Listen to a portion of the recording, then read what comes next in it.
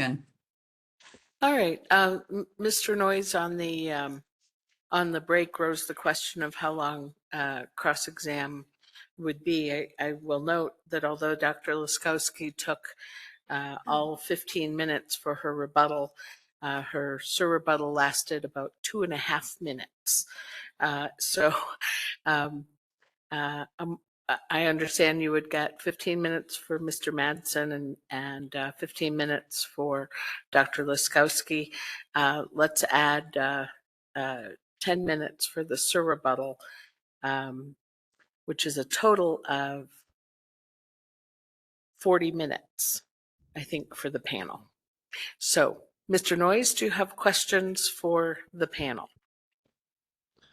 I do, and I would note, Madam Hearing Officer, that I've effectively consolidated much of the questioning here between my three clients, Infinium, Verde, and the SAF producer group.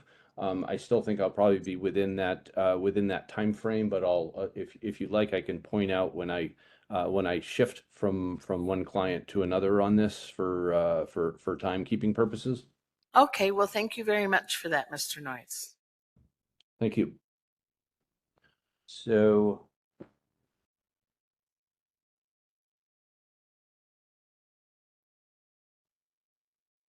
I'm sorry, may I have just a moment here?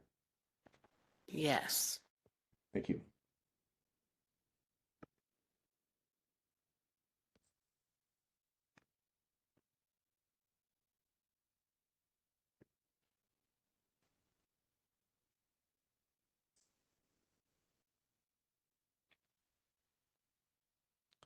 Is it Mr. Madsen? Madsen. Matson. Thank you. Thank you, Mr. Matson. And let's see. We don't. Is Mr. Matson in the hearing room? I'm in the hearing room. Yes. Okay. Well, we have limited visibility there, which is unfortunate, but we'll just work with that. Mr. Matson, referring first to your expertise, is it correct that you've got a Bachelor of Arts in Biochemistry and Molecular, Cellular, and Developmental Biology? Yes, that's correct. And do you have any formal educational training in modeling? I do not. I worked as a policy analyst for more than a decade for public interest nonprofit advocacy organizations, which did involve modeling, but I don't have a formal degree. And you expressed concerns in your rebuttal testimony that you had concerns that the program could be vulnerable to potential credit oversupply. Is that correct? Yes, I do believe there's a risk of credit oversupply. And in particular, you cited the contribution of low-cost credits from renewable diesel and biomethane as the potential source of that. Yes, and I think in particular, the department's modeling in NMED Exhibit 78.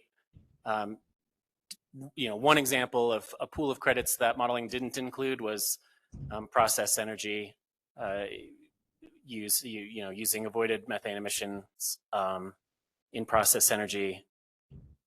One example of a pool of credits that's not quantified that I think would be available under the proposed rule to comply with the program. Thank you. And Mr. Matson, are you familiar with the testimony of Dr. Laskowski as well? Yes. And is it fair to say that there's been internal coordination to identify the various policy recommendations and specific regulatory recommendations that you've made and that you've been part of that discussion? Yes. And so within the overall evidence, the specific items that have been called out and emphasized would be let me just state these one at a time, and please confirm or revise as appropriate here. Recommendations regarding the limitations of crop-based feedstocks in particular. Well, I think the recommendation is to use a palm oil value for crop-based oils for the ILUC value. Right, and so that would apply to biodiesel and renewable diesel that are biomass-based diesel substitutes for diesel fuel. The crop-based ones. And are you familiar with the California program? Not as familiar as Dr. Laskowski is, but yes. And are you aware that the predominant feedstock for renewable diesel production in California is soy oil? I don't have any reason to disagree with you. Returning to the items in terms of recommended changes, is it correct also that there's a broad recommendation to prohibit book and claim, all of the book and claim provisions, or close to all of the book and claim provisions that NMAD has proposed in the red line? I believe that's the case. I would have to double check Dr. Laskowski's testimony, but yeah, if there's a clarification, she can provide it. Very well. And Mr. Mattson, I'll stay with you to keep things simple here, and also to eliminate fueling supply equipment crediting for other alternative fuels. To limit it to zero emission fuels. Right. So the other low carbon fuels that might use fueling supply equipment would not have the opportunity for crediting? Unless they were zero emission. And then also recommendations in terms of minimizing the opportunity for any oil and gas crediting opportunities? Yes, I believe Dr. Laskowski just testified on that point. And regarding your testimony, is it correct that most recent estimates place something in the order of 20,000 electric vehicles being registered in New Mexico? Yes, that number sounds about right.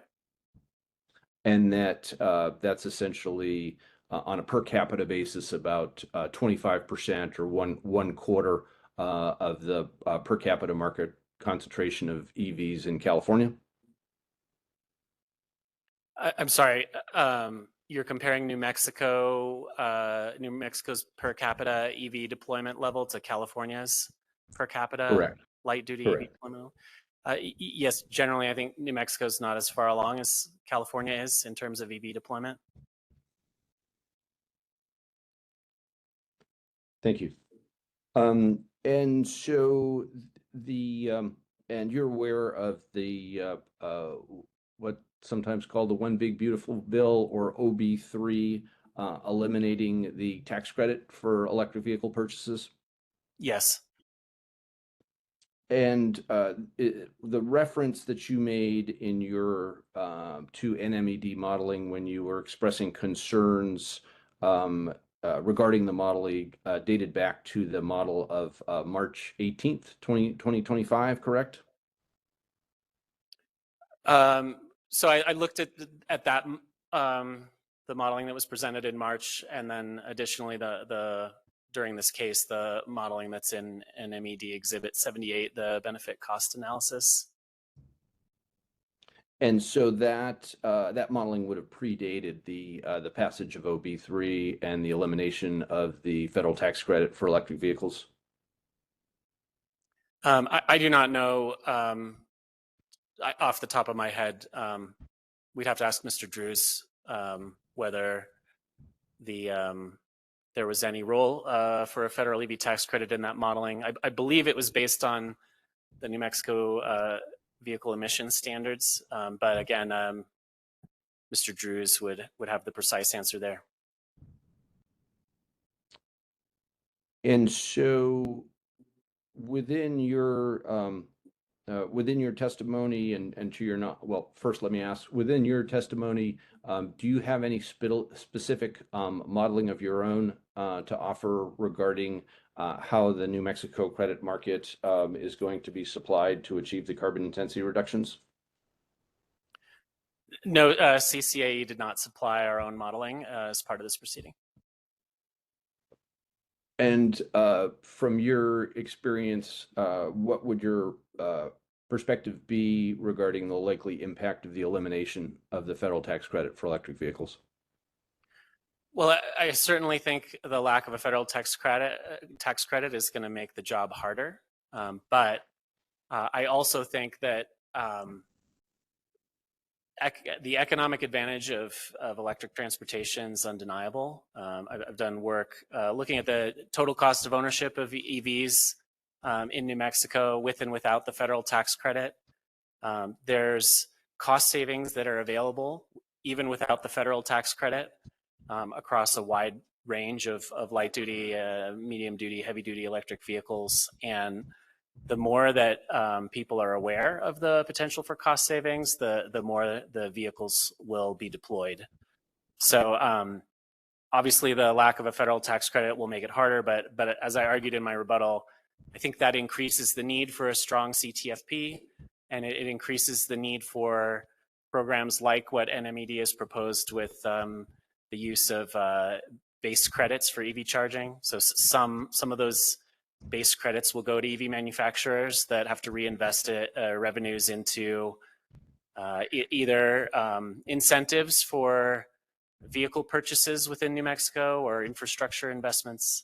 And those are the kind of steps that we need to keep momentum going. And federal inaction means that states need to work harder. And Mr. Mattson, are you aware that in 2024, EV credits represented less than 25% of the total credits in California's low carbon fuel standard? That sounds about right. I don't have the numbers right in front of me. Are you also aware that the number one credit generator in the program was renewable diesel? Yes. And the number three credit generator was renewable natural gas? I'm not sure exactly where renewable natural gas ranks, but I have no reason to disagree with you. And do you have a knowledge of the nature of the renewable natural gas market in terms of the feedstocks used to generate renewable gas that's used to generate credits in the other programs? I mean, I believe most of it's biogenic, but I think Dr. Laskowski's expertise is greater than mine in that area. Understood. Mr. Mattson, in expressing concerns about potential credit oversupply, did you compare the rate of CI reduction in the New Mexico program with the other starting periods in the other states? Well, I think that comparison is in the Stillwater report filed by NMAC. I forget the figure number, but when New Mexico's program launches, it'll be significantly behind the other three programs because the other three programs started earlier. So there's going to be a period of catching up. Right, and you are aware that the New Mexico program begins with a standard in 2026, and by 2030 achieves a 20% reduction? Yes. And are you aware that the California program in the period from 2016 to 2020 had only an 8% CI reduction during those 5 years? That sounds right, but as I testified in my rebuttal, I think we've made a lot of progress in terms of clean transportation, technology, and deployment even in the last couple of years. So I live in Colorado, and I'm just blown away by how many EVs there are on the road. Just in the last third quarter of 2025, we passed 30%, almost reached a third of our light duty vehicle market was electric. I think a lot of that was stimulated by the expiration of the federal EV tax credit, but like clearly 2025 is not the same as 2018 or 2019 or 2021. Like we've come a long way, and I'm expecting that the technologies are only going to get better when it comes to clean transportation. Understood on the electric vehicle side. Mr. Mattson, are you aware that Washington's clean fuel program during its the period 2023 to 2027 had only a 3.5% CI reduction? I don't have those figures right in front of me, but again, I don't have a basis to disagree with you while I'm sitting here. And that are you aware the Oregon program had only a 2.25% reduction over that 5-year period, 2016 to 2020? That sounds plausible. Assuming those figures are correct, where California is reducing its carbon intensity less than half as quickly, and Oregon and Washington on the order of only 25% or so relative to New Mexico, does that cause you to revisit your concerns about credit oversupply in the event that all of the recommendations that CCAE has recommended as policy recommendations here were integrated into the New Mexico program?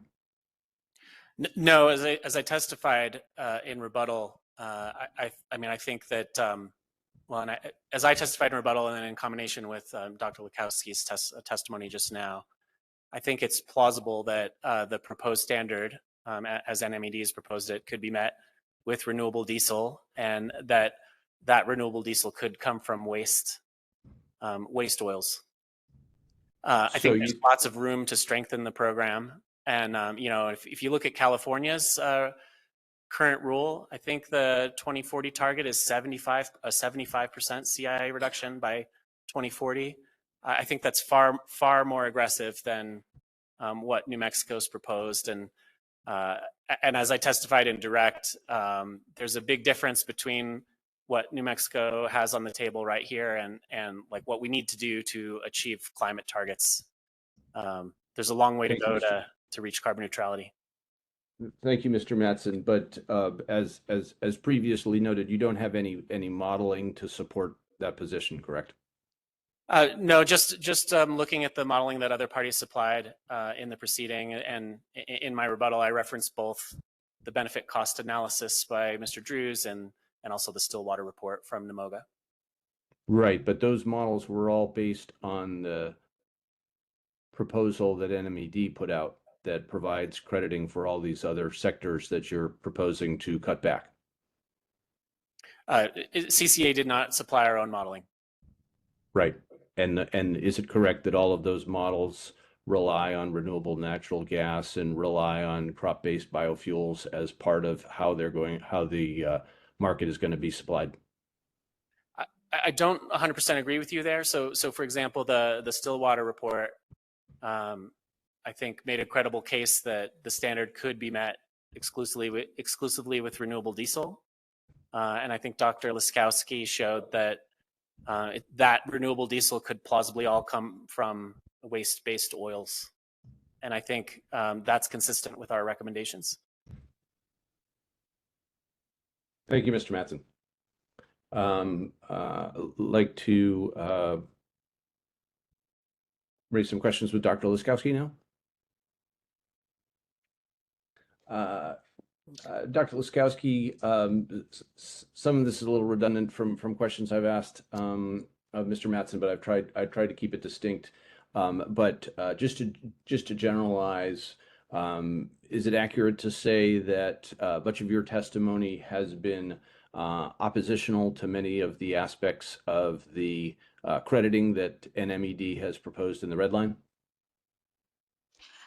We do look to strengthen the standard. Yes.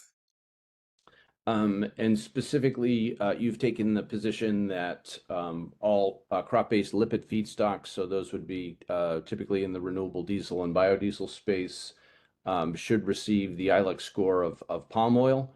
under the California LCFS, which is 71.4, correct? Yeah, it's also the current ILUC palm value that the department has proposed. And at page 8 of your rebuttal testimony, you reference the requirement in the statute that NMED consider the requirements in other clean fuel program jurisdictions in terms of how they establish their ILUC scores. Is that correct? Um, This is at page 8.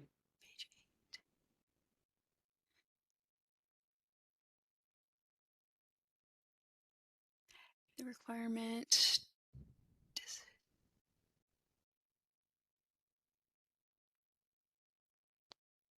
Um, so what I was referring to is that the requirement to consider other similar programs in other jurisdictions,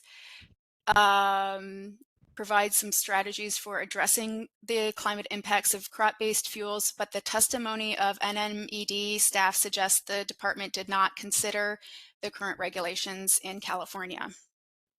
Does California impose a ILUC score of 71.4 on all lipid-based feedstocks? No, they apply producer volume limits and a lot of other guardrails, including sustainability requirements. And our recommendation was to do something that is more streamlined and easier to implement. Understood. Focusing solely on the ILUC score, does Oregon utilize a ILUC score of 71.4 for all lipid-based feedstocks? No. Does Washington? No. And do you recall our discussion in the initial hearing where we discussed the impact of what an ILUC score of 71 does to the overall carbon intensity score of a fuel? Yeah, well, my recollection is that we discussed that the application of a palm ILUC value would direct the market signal toward waste-based biofuels.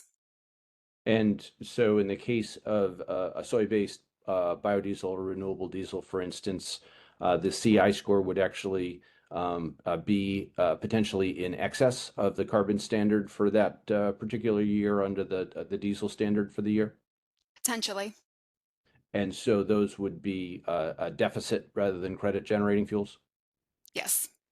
And so that would be an effective ban on that feedstock from a commercial perspective. Yeah, there wouldn't be a lot of market advantage to providing a deficit generating fuel to New Mexico since it costs more than a fossil based fuel. And Dr. Laskowski, I'm sure you're familiar with the California Low Carbon Fuel Standard Data Dashboard. I am. Can you describe what that dashboard is intended to do?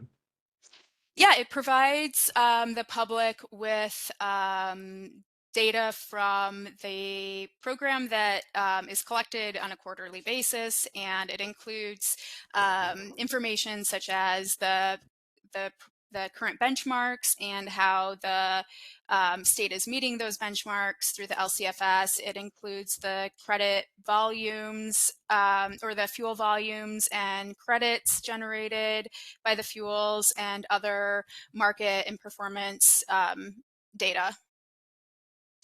And for at least some of those, so those are performance metrics there. Do you recall figure 2, which provides alternative fuel volumes? Yes, I'm familiar with that.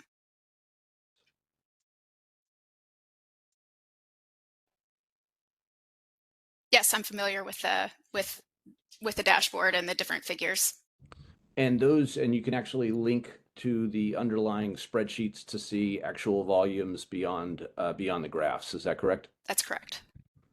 And so looking at 2024, is it, are you aware, or do you think the renewable diesel volume is likely the largest generator of credits in the LCFS program at about 14.5 million credits in 2024?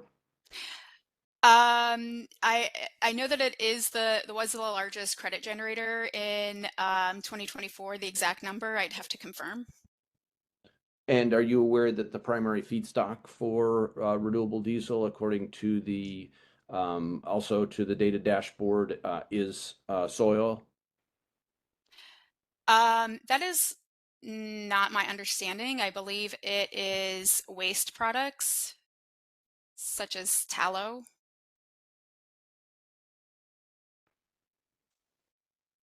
Is it possible for me to put my screen up? Do we have the technical capability for that? I would object Who's this? to that the use of cross exhibits that Dr. Laskowski is unable to verify that she recognizes. So as long as we can lay a foundation, I could think we can. Right, I think we need to look at it first. I think, Mr. Noyes, you've been given screen sharing permission. Thank you.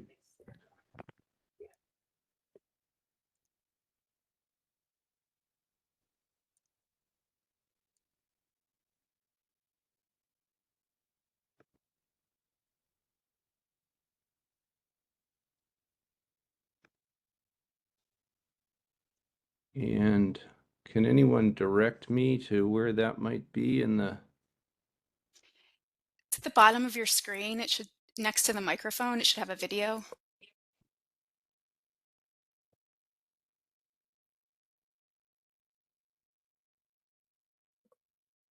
There's a little tab that says share at the bottom of your screen.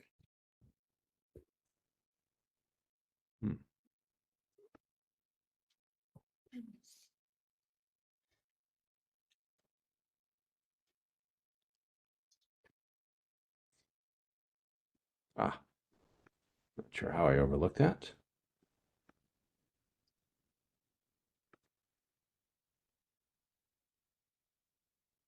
Is this appearing? Nope.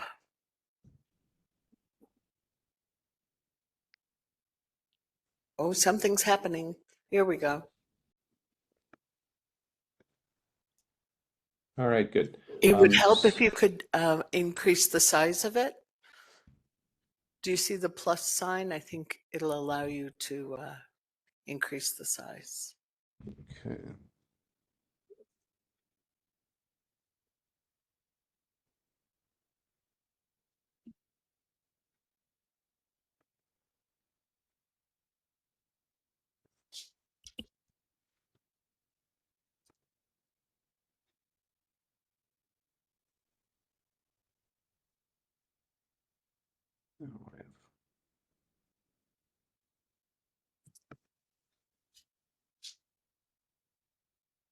I apologize for the delay here, but I do not see a plus sign.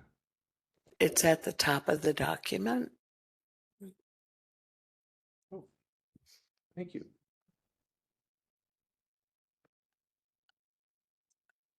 Above that. And maybe if Dr. Laskowski can read this, maybe it's big enough. Let's ask. Yeah, I can make it out. Okay, good. Mhm. Go ahead, Mr. Noyes. Thank you. So we have here crops and residues used in biomass-based diesel production, figure 6. And to your point, Dr. Laskowski, it looks like I got my colors wrong here between tallow and soy. So I stand corrected on that point. Okay. Would it be possible just to have a clear record of this conversation for CCE to request that Mr. Noyes submit a copy of what he discussed with Dr. Laskowski for the record as a cross exhibit? I think, Mr. Noyes, that would be helpful because I have to say in the hearing room, the slide was kind of fuzzy. Certainly, I'm glad to do that, and I've got all this stuff tracked. And to be clear on the record, I just want to confirm that Dr. Laskowski's understanding was correct, that soy is now a smaller feedstock from a percentage basis than tallow, which was the predominant feedstock. Thank you for that. Certainly. Let me get my screens straightened out again here. Okay.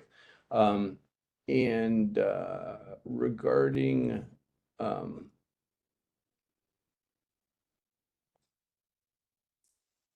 switching now to book and claim, the book and claim recommendations, you've expressed opposition to book and claim sourcing of electricity to reduce the carbon intensity of a low carbon fuel facility. Is that correct?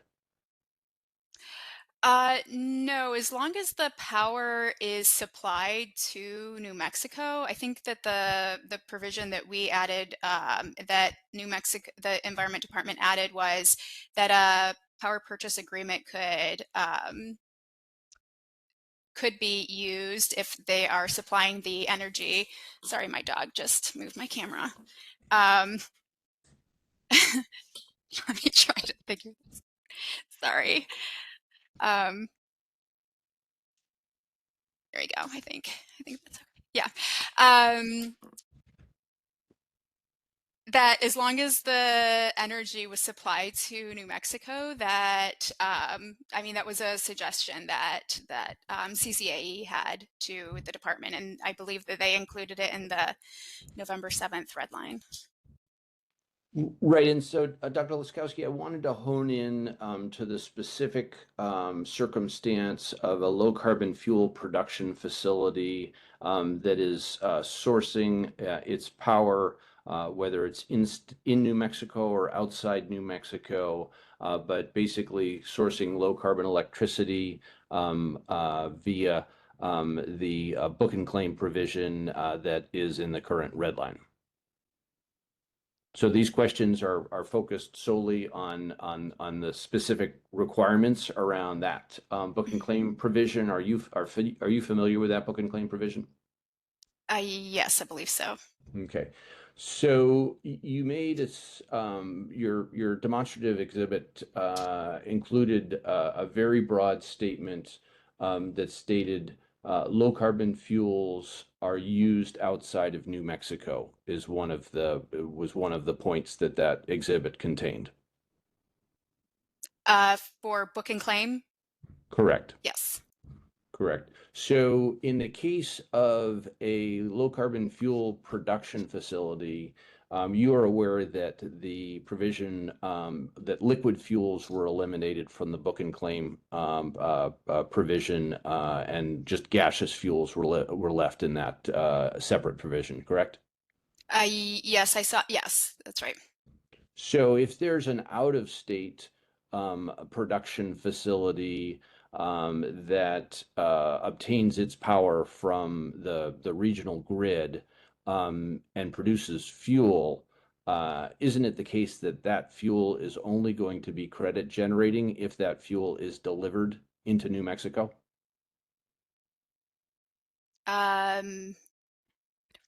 Yes, if liquid fuel would have to be delivered directly to New Mexico. Yes. Okay, so in that situation, Madam Hearing Officer, Ms. Sono. this line of questioning has me recalling that NMED has an outstanding motion regarding testimony from the direct from Dr. Laskowski that goes to these types of legal conclusions about what the statute requires and can and cannot be allowed. And I guess I would just reflect an objection that this is the type of testimony that would also be sought to be struck based on that motion. All right, thank you. Ms. Gerson, would you have an opinion about this?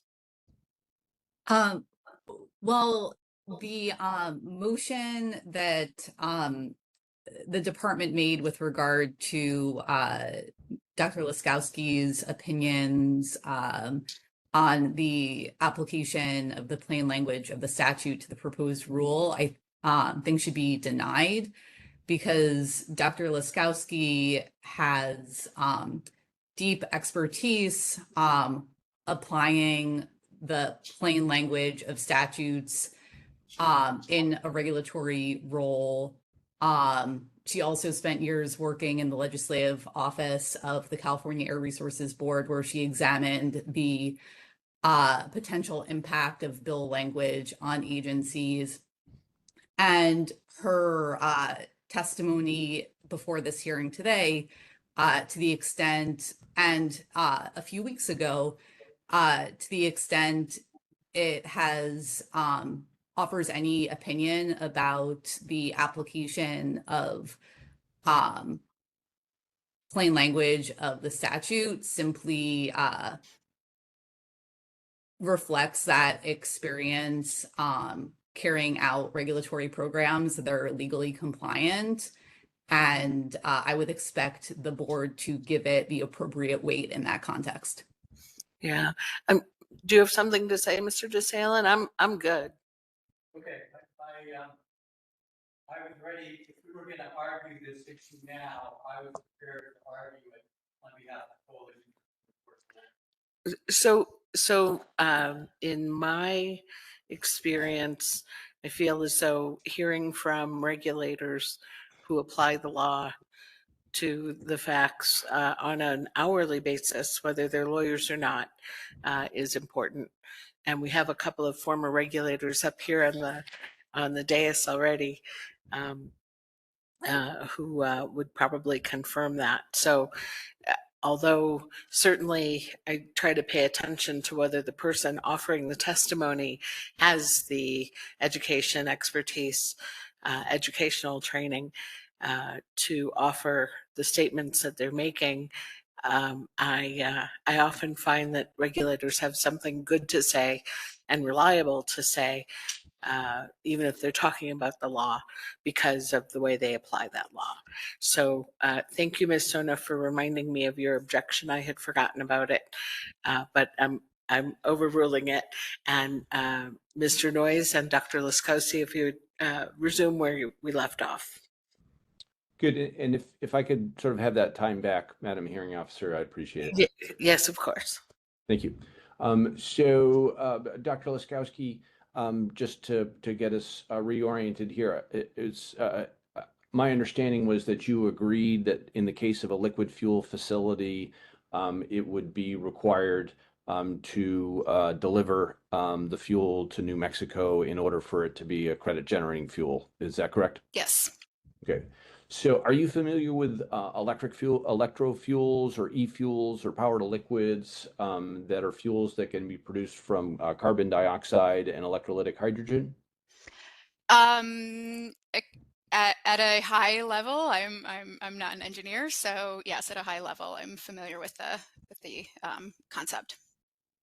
Are you aware that leading think tanks and decarbonization strategists, including the International Council on Clean Transportation, regard e-fuels as an essential component in transportation decarbonization? I'm not aware that ICCT has made that claim. Are you aware that one of the key reasons for the support of e-fuels is the ability to produce drop-in transportation fuels without the need to use renewable biomass? Yes. And are you aware that the European Union has established a separate requirement for eSAF as an e-fuel within the refuel aviation mandate to expand the supply of sustainable aviation fuel that's made through this process? I'm not really that familiar with the European rules, but I would have no reason to not believe that. Are you also aware that it's generally impossible to co-locate and develop an e-fuel production facility at the same place where there is a wind or solar farm? I do know that there can be challenges of co-locating a production facility and renewable energy. It can be an issue, just like any kind of development project can have constraints. And the yet despite this impediment to e-fuels production and a way to address your concerns around the availability of sustainable biomass, would you still be opposed to an e-fuel facility sourcing low carbon electricity over the grid? I would, because the e-fuels take considerable energy. And so when you're pulling that amount of electricity from the grid, that is constraining the grid resources, that if you don't co-locate the solar, wind, the renewable energy project on site, then you're putting a strain on the grid, which in some locations is problematic. So it is a hugely energy intensive process, is my understanding. And so the only way to make that math work is to have a low carbon electricity source.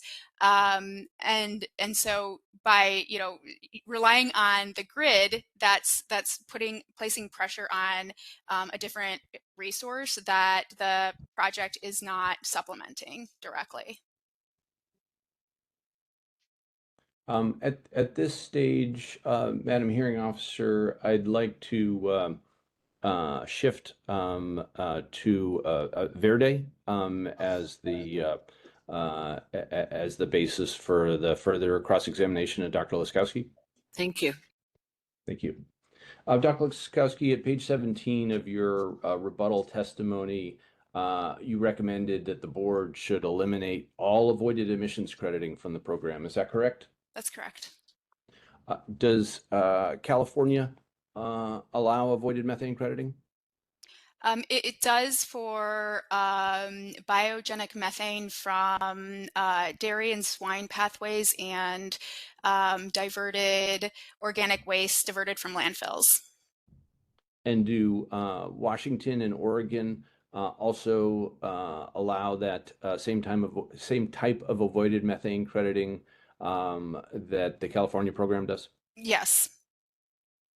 Referring again to figure 2 on the data dashboard, are you aware that RNG, also referred to as biomethane, was the 3rd largest credit generator at 7.7 million credits in the LCFS program in 2024?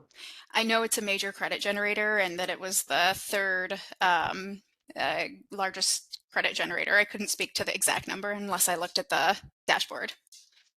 And are you also aware that the elimination of avoided methane crediting for dairy digesters would dramatically reduce the amount of RNG credits that are generated in the California program?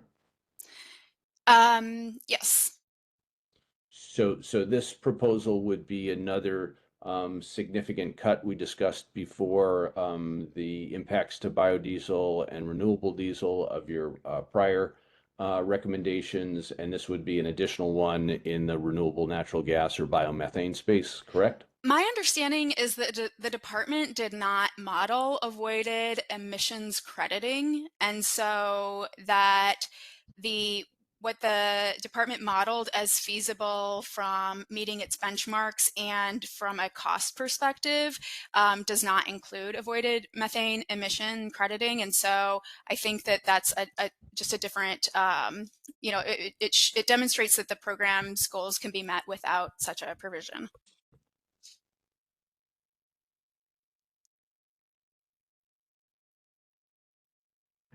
Regarding oil and gas crediting, this begins at page 30 of your rebuttal testimony. Are you aware that according to the New Mexico Legislative Finance Committee, New Mexico typically receives over $4 billion annually in direct revenue from oil and gas production? No, but I have no reason to not believe you. And are you aware that constitutes between 25 and 30% of the total New Mexico general fund revenue?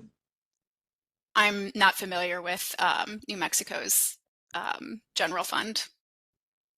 Understood.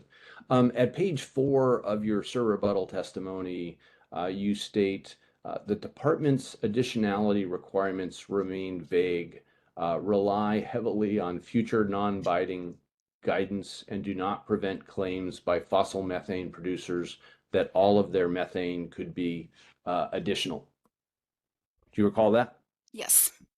And can you explain why you consider the regulatory language to be vague? Because the as I described that in other jurisdictions, they are explicit in where this additional avoided emissions crediting may be applied, or it has like a limitation on where it can be applied. That's unlike the department's proposal, where it remains very open-ended as to which pathways or processes that could apply for avoided methane crediting. So that to me is vague in the scope of where they might allow avoided emissions crediting.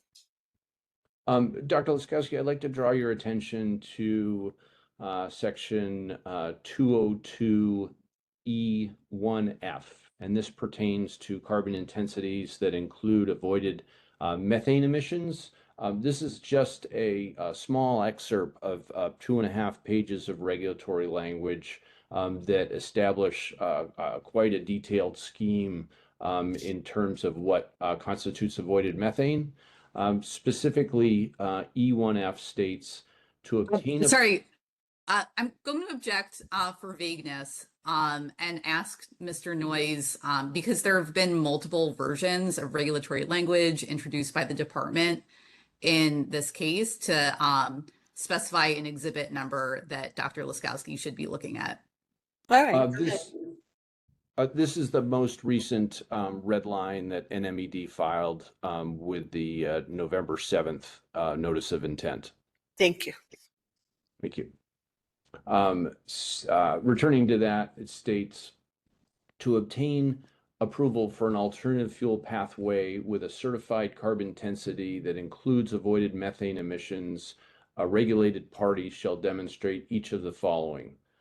Subsection F, control of the avoided methane emissions is voluntary, and the avoided methane emissions accounted for in the alternative fuel pathway is additional to any methane emission reductions that result from the most stringent of applicable federal laws, international, federal, state, or local laws applicable at the location of the fuel production facility, international, federal, state, or local laws applicable at the location of the feedstock production, New Mexico laws, or common practice for the facility type and region.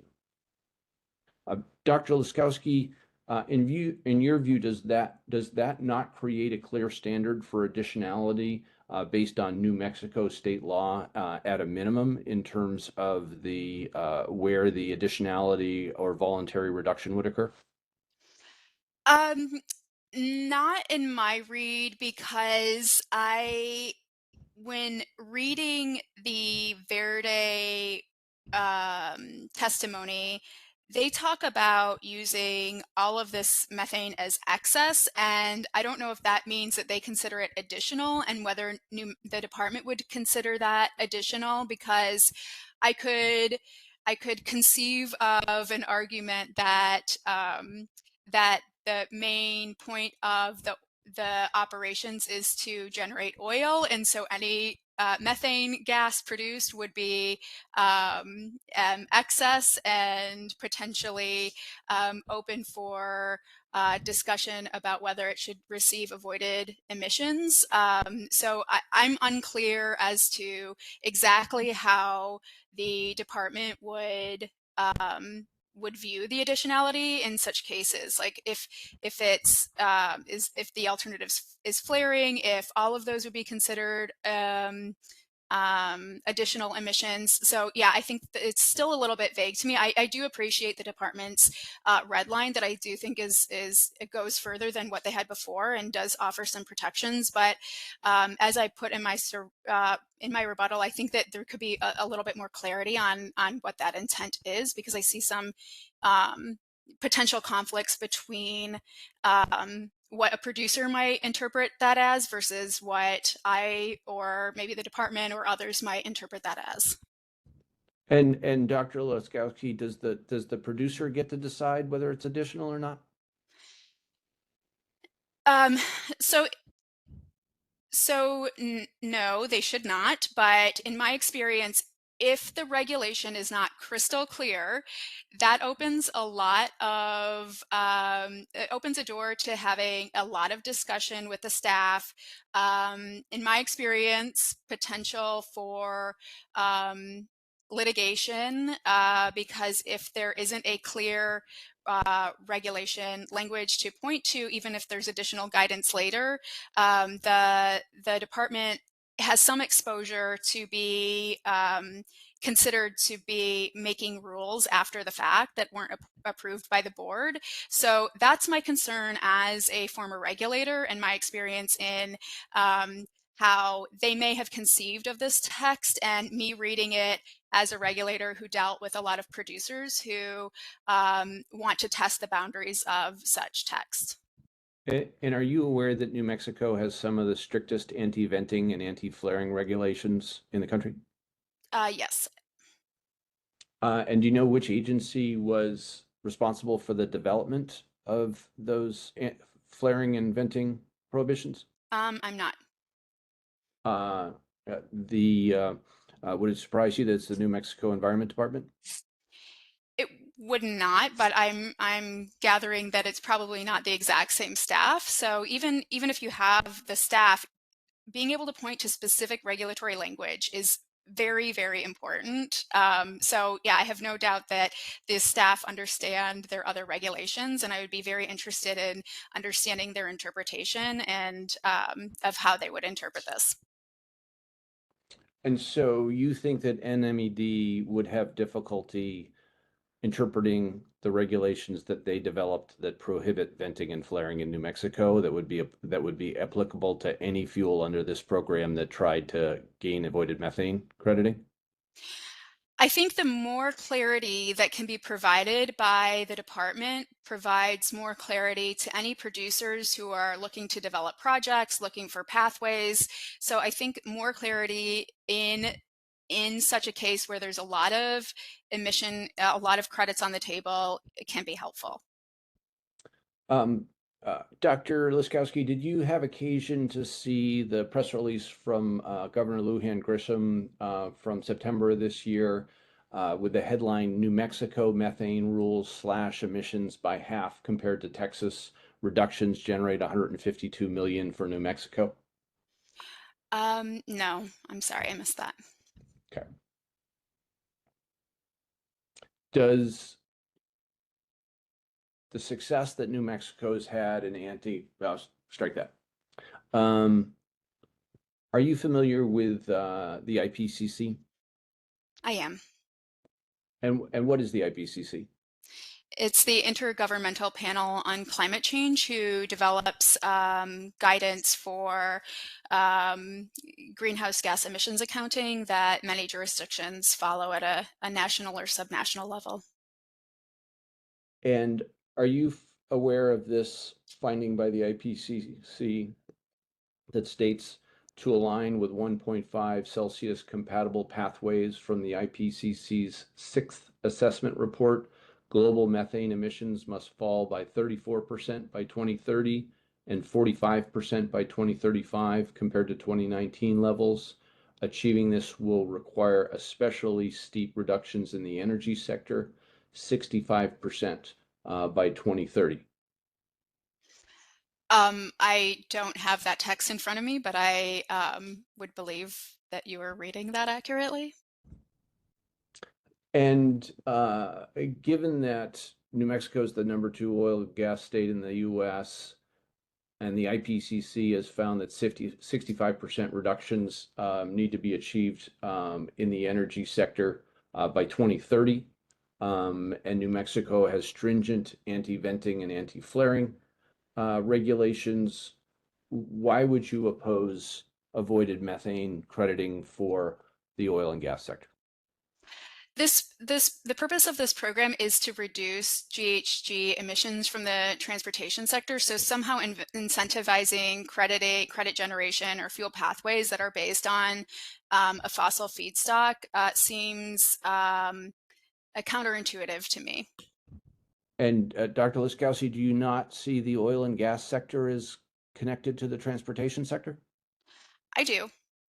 But these pathways are alternative fuel pathways, and for other fuels like renewable diesel, the department explicitly says that they are non-fossil pathways, and the synthetic fuel is the only one that has this differential, and no other program that has a clean fuels program allows a fossil-based feedstock to generate credits in a pathway.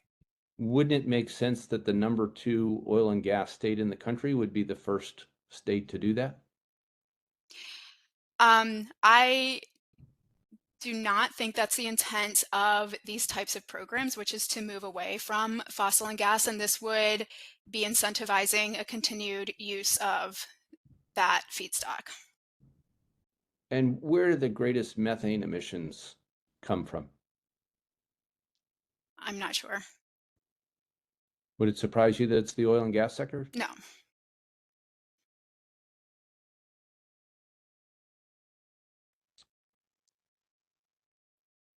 So, Dr. Laskowski, just hitting on some high points and getting close to wrapping up here.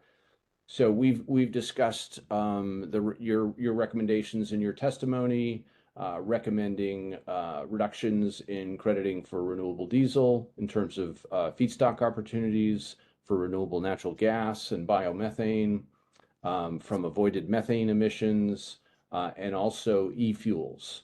So is that a correct summary of some of the key points in your testimony? Yes.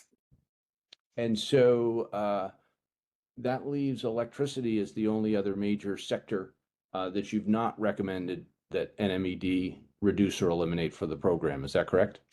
As I stated in my earlier presentation, there's adequate waste-based biofuels to meet. I'm sorry, Dr. Laskowski, I don't think you're answering my question. No, I haven't suggested any limitations on hydrogen, for example. And how much of a credit generator is hydrogen in the low carbon fuel standard? California's. California's, it's not great, but it's expected to increase.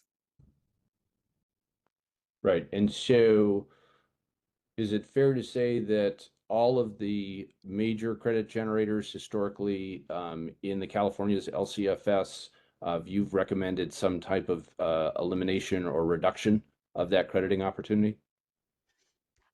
Yes, for a number of the major sources, I think that additional restrictions are feasible and defensible. And consistent with the question I posed to Mr. Mattson, but you're not providing any modeling or empirical basis for that conclusion. So my understanding is that the department did not include avoided methane emissions in their modeling. They did not include fossil-based pathways, and they did not include e-fuels. So I might be wrong on that, but it seems like the department's own modeling suggests that they can meet these with the restrictions that I've recommended. Dr. Laskowski, just to be clear, my question was CCAE is not submitting any empirical evidence or modeling to support its position that New Mexico can meet its dramatic CI reductions after taking into account all the credit generating opportunities that you're recommending be eliminated or reduced. Yes, CCAE is not providing modeling.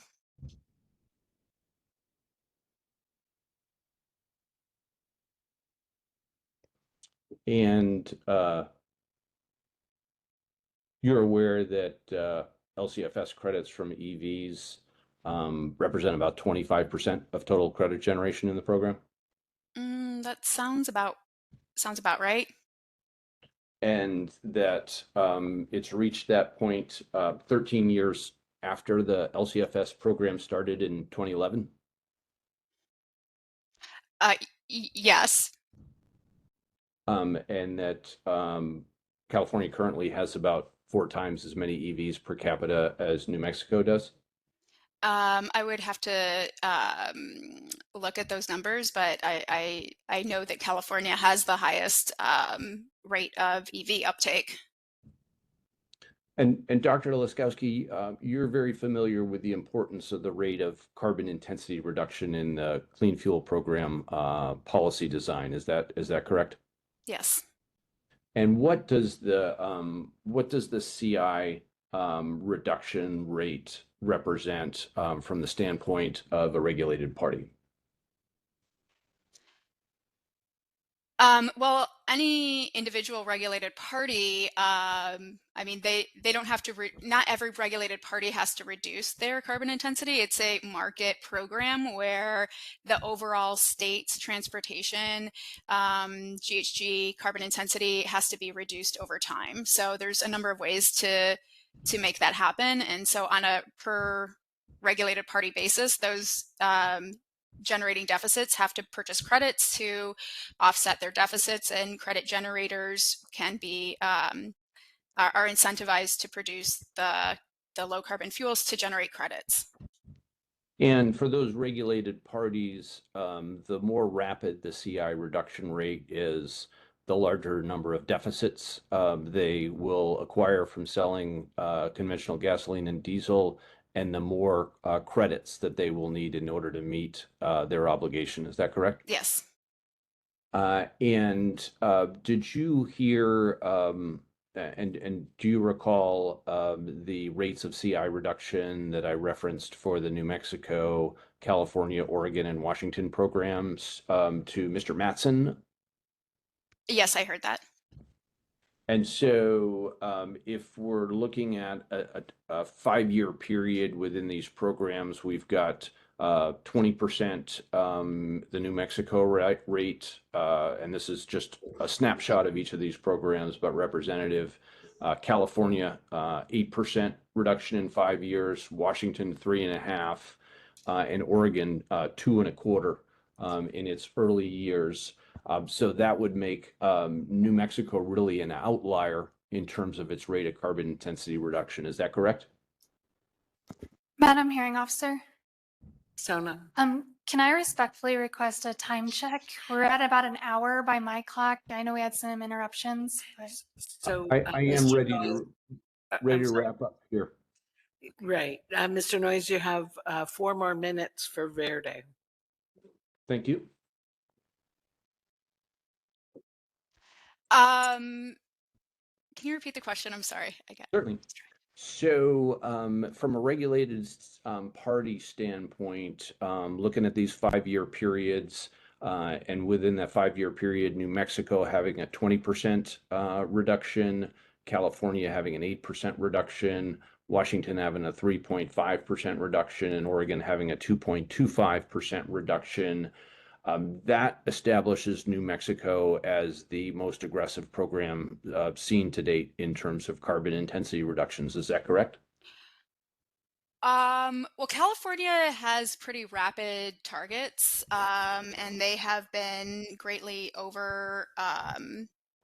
overachieving their targets. So I do think that with the technology that we have, the existing fuel supply, and with an example of Washington's new program, there's no reason to think that we can't meet those targets. So they may seem aggressive when you compare a 5-year period from early in each program's development, but one needs to look at what the current situation is and the feasibility within New Mexico.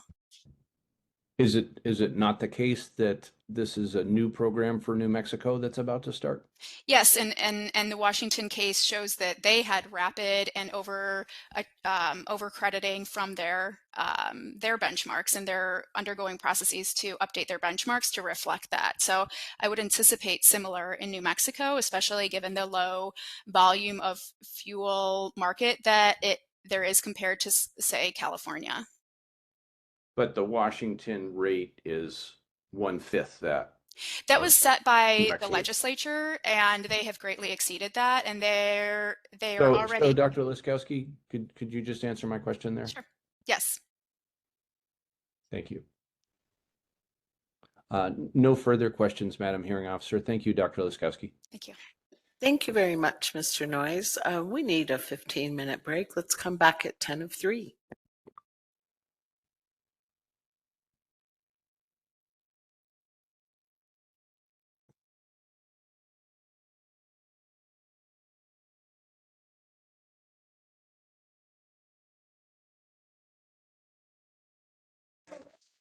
Thank you.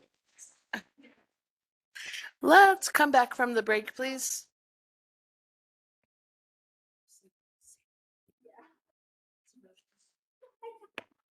We are coming back after a short break. Mr. Nasco, do you have questions of the CCA panel? Alrighty. So just as a reminder, you have 15 minutes with Mr. Madsen and 25 minutes with Dr. Liskowski.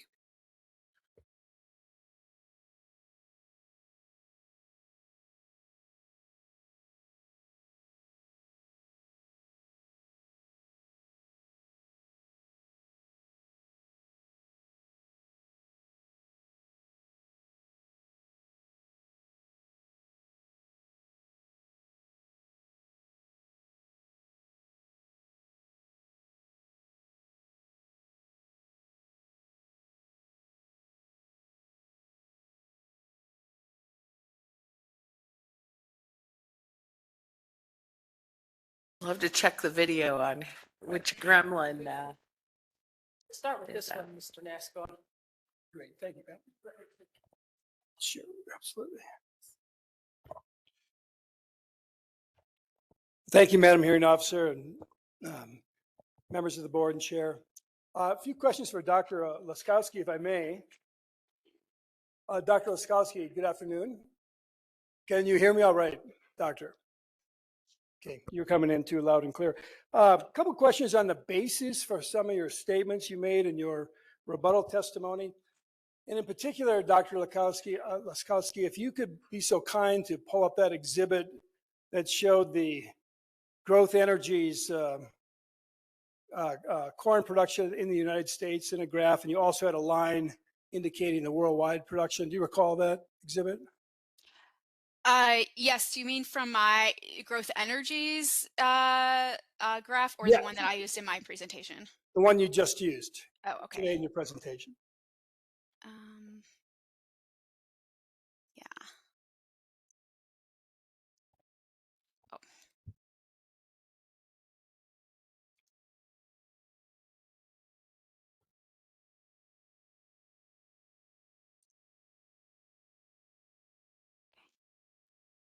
Oh, there we go. Yeah, there we are. Perfect. Yeah, I was a little bit confused, Doctor, on the purpose of this graph.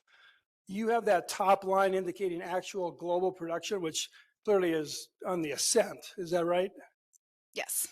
All right. And do I understand correctly that the United States, China, and Brazil are the major corn producers in the world? Is that right? Yes. All right. And are you familiar with the concept of double cropping in Brazil? I am.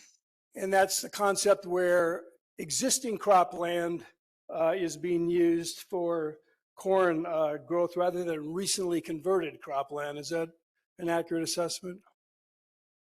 That is what double cropping means. All right. And No, we don't have to hold it. all right, microphone switch. And are you aware that that is accounted for the increase in production in Brazil, the concept or the phenomenon of double cropping? My understanding is that increased in yields, including double cropping, cannot account for all of the additional demand. Well, I'm not asking you that question, Doctor. I just want you to listen to my question. Are you aware that the phenomenon of double cropping in Brazil has accounted for the increase in production that that country has experienced? I cannot say that definitively, no. All right. And let's turn to China, if we may. Are you aware that in 2016, China imposed large import duties on U.S. distillers of grains? Yes. And that import duty effectively resulted in China producing more of its own corn on its own homeland. Is that your understanding? That's my understanding. All right. So the reason I'm asking these questions is because you said growth energy data is misleading, and I want to make sure this chart is not misleading, because would you agree with me that the increase in corn production in China and Brazil in particular has been caused in spite of the U.S. production, not because of it?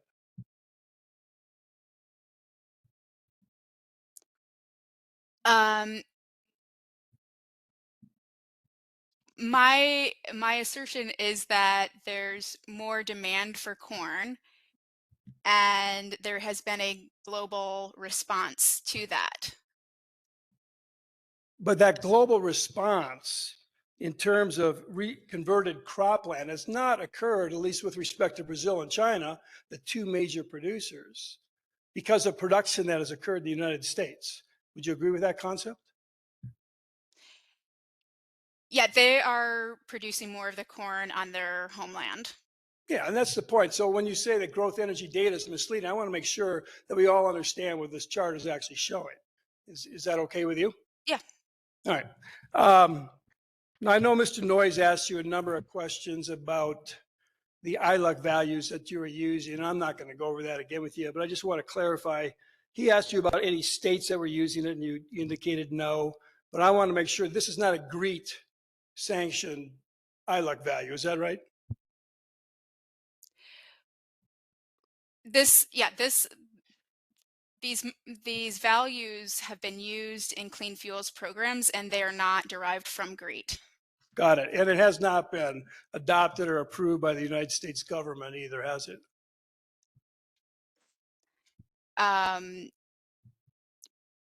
GREET?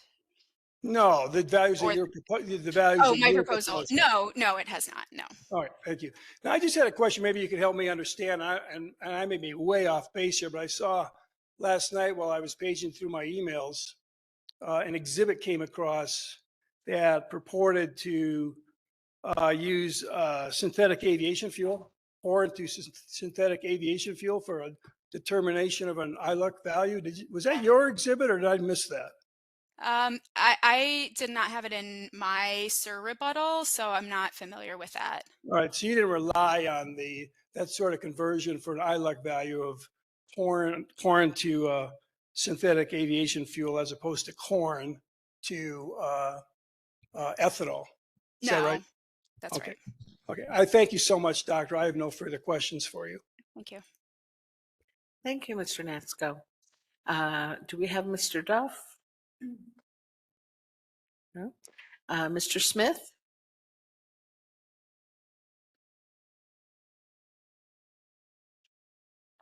Mr. Lobdell?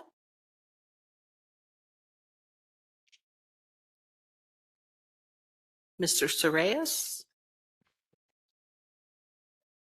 No questions. Thank you, Madam Hearing Officer. Thank you. Ms. Vercruz? She said no. I don't think we have Ms. Tremblay. Mr. Maxwell, do you have questions? No, Your Honor. Thank you. All right. Mr. Weatherby?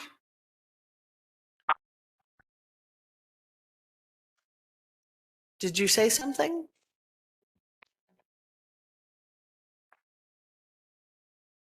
Okay. Thank you. Mr. Harris?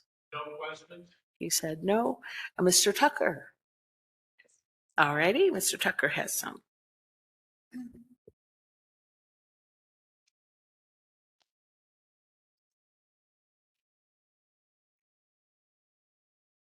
just have one moment, I'm sorry. Certainly.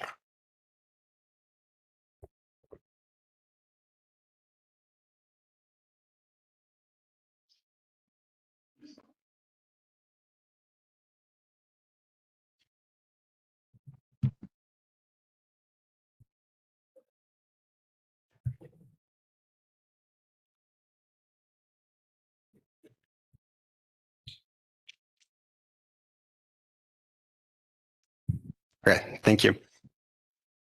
My questions are just for Dr. Laskowski. Hi, Dr. Laskowski. My name is Aaron Tucker, representing Oxy in these proceedings. Thank you for being here this afternoon. Hi. Dr. Laskowski, your rebuttal testimony reiterates your initial proposal that book and claim as well as mass balance accounting should be eliminated from the rule, correct? Yes. And you recommend instead that the board adopt a physical delivery requirement, correct? Yes. Do you agree that one of the issues that book and claim and mass balance accounting are designed to address is how to track fuels when fuels are commingled in a common carrier? It can be. So for instance, book and claim and mass balance accounting allows an alternative fuel with a lower CI, such as renewable natural gas, to be transported in a common carrier pipeline containing conventional natural gas, and for the entity to still receive credit upon delivery. Correct. Yes. Okay. CCAE's proposal eliminates the ability of a producer to use existing common carrier infrastructure and obtain credits, correct?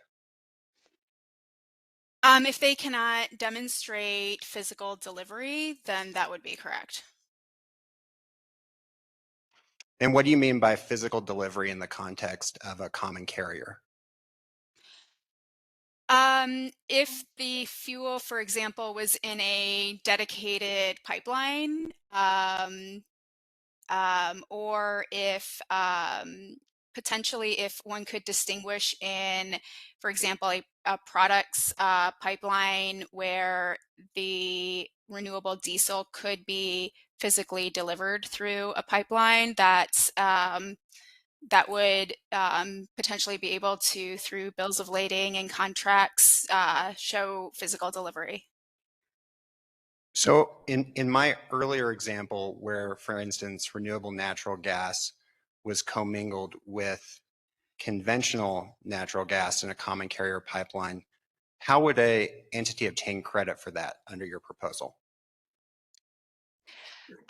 They wouldn't. In my proposal for the common carrier natural gas pipeline, it's such a complex network that demonstrating that physical deliverability would be extremely difficult. Washington has some rules that provide some protections on that, but it'd have to be some strict guardrails on that. But CCAE's proposal is not to adopt Washington's standards, correct? That's right. Yeah. Okay. And so in effect, CCAE's proposal means that if a producer wants to participate in the CFTP, it must use a different method of delivering the fuel than a common carrier, correct? Yes, most likely. Yep. Such as trucking or, as you mentioned, a dedicated pipeline? Yes. Okay. And your recommendation to eliminate book and claim from the rule is based on your experience in California? Yes. Okay. But California allows book and claim, correct? Yes. Okay. In fact, all other jurisdictions with a clean transportation fuel program allow book and claim, correct? To some extent. Okay.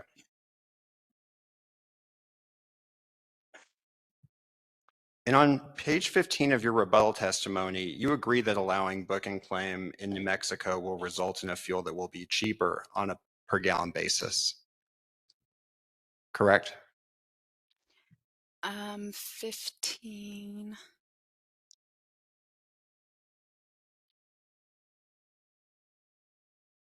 Yes. Okay. And so the inverse is also true, that eliminating or even curtailing book and claim is likely to increase the per gallon cost of fuel in the state. Correct? Yes. Okay. And that is in part due to the fact that physical delivery and elimination of common carriers would increase transportation and logistic costs for producers. Yes. All right. I'd like to move on to one of the other topics addressed in your testimony. Your rebuttal addresses the inclusion of direct air capture as an eligible project credit activity in NMED's October 24th draft, correct? Sorry, could you repeat that? Oh, sure. Your rebuttal addresses the inclusion of direct air capture as an eligible project credit activity in NMED's October 24th red line draft, Yes. correct? Okay. And CCAE, or you recommend against allowing DAC as a project credit at this stage, correct? We are recommending that the department have very clear deliverability or protocols and geographic limits to any project-based crediting. Okay, so it's fair to say your, so are you saying, just to clarify, is CCAE still recommending that direct air capture not be listed as a project credit activity? I don't think that we've made that specific recommendation. What I think we have recommended is that the department be very careful in developing protocols that can ensure that what they intend to credit is credited correctly. Okay. So CCAE doesn't object to removing carbon dioxide from the atmosphere, right? We have not taken a formal position on that. So you don't have a position on whether it's good or bad to remove carbon dioxide from the atmosphere? We don't have a position on DAC as a project credited within the CTFP at this moment. Dr. Laskowski, that really wasn't the question I asked you. I think objection ambiguous as to you. Just re-ask I'll rephrase the question. Does CCAE object to removing carbon dioxide from the atmosphere? I would think we would not. Okay. Is that a yes or a no? We would not object to removing carbon dioxide from the atmosphere, no. Okay. Do you dispute that direct air capture removes carbon dioxide from the atmosphere? I'm not an engineer and expert in direct air capture, but my understanding is that it can remove carbon dioxide from the atmosphere. Okay.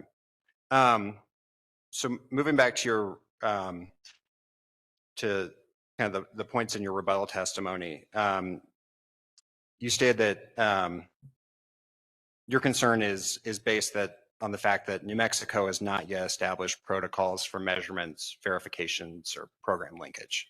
Is that fair? I don't recall anything about program linkage, but we recommend that the department have stringent protocols for major credit generating projects. Okay. And your rebuttal testimony is based on NMED's revised rule red line circulated to all the parties dated October 24th, 2025? If that's Exhibit 113, yes. What I'm referring to is Exhibit 120, 120. which is the discussion. I don't think this has been admitted into evidence, but I believe 120 is the actual discussion draft that was circulated.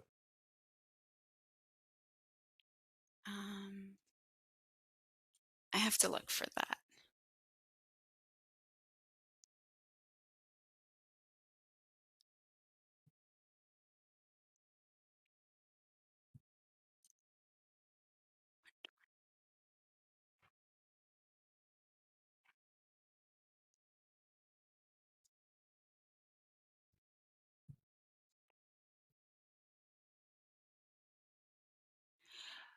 Um,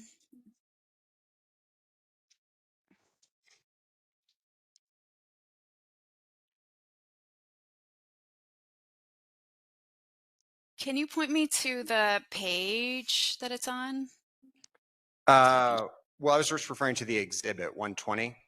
Yeah. Did you find that exhibit? Yes. Yeah. Oh, okay, great. Okay. So did you review all of NMAD? So looking on pages 41 and 42 of exhibit 120. Let me know when you're there. I'm there. Okay. Did you review all of NMAD's changes to section 306? This is the project credit section in the October 24th draft? Yes. Okay. Are you aware that NMED's October 24th draft in subsection F of section 306 requires project credit applications to demonstrate that the emission reductions are voluntary and additional? Yes. Okay. Did CCAE propose any red line changes to section 306 addressing the voluntary and additional test for credit generation? No, we did not submit red line text. Okay. Are you aware that NMED's October 24th draft rule in subsection C requires project credit applications to meet department issued protocols? Yes. Are you aware that NMED's October 24th draft rule in subsection B of section 306 requires NMED to consider regulatory frameworks for awarding projects in similar programs in another jurisdiction when Yes. developing the protocols? Yeah. Yes. Did CCAE propose any red line changes addressing department issued protocols? No, we did not. Okay. You previously worked for the California Air Resources Board on the state's low carbon fuel program, correct? Yes. Yeah. Are you familiar with CARB's current rules and protocols? More or less. Yes, I am. Okay. Generally familiar? Yes. Okay. California's low carbon fuel standard rules in section 95490 provide that carbon capture and sequestration and direct air capture are eligible for credits, correct? Yes. And those rules require applications to comply with the protocol developed by CARB, correct? Yes. And that protocol, and CARB has developed that protocol, correct? Yes, it's in the LCFS regulation. Okay. And so just to review, CCAE didn't prepare any red line changes to section 306, correct?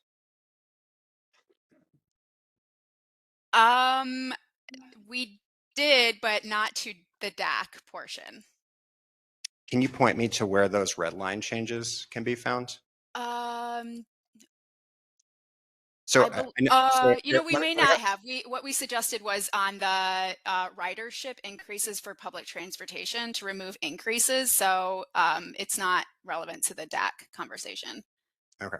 And so just to be clear, Exhibit 4 of CCAE Exhibit 4 is the red line changes to the program rules, correct? I believe so.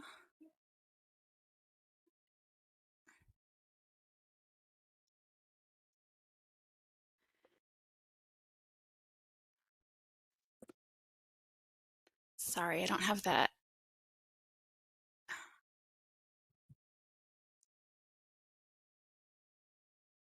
Okay, I've got that. So CCAE didn't prepare any red line changes to section 306 in Exhibit 4, in CCAE Exhibit 4, correct? Let me just check. I don't think so.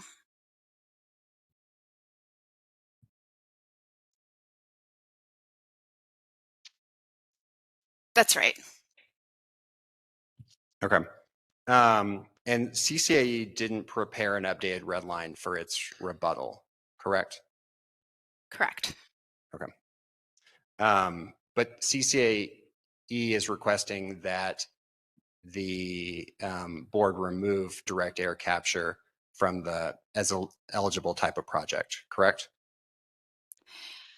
I don't think that we recommended removing it. I think we were recommending to put guardrails on projects, including having clear requirements about geographic location, baseline conditions, and additionality.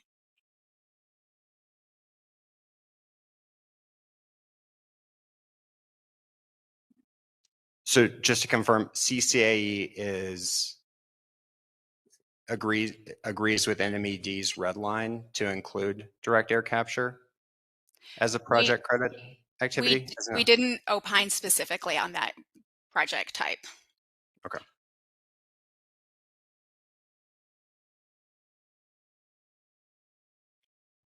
No further questions. Thank you. Thank you very much, Mr. Tucker.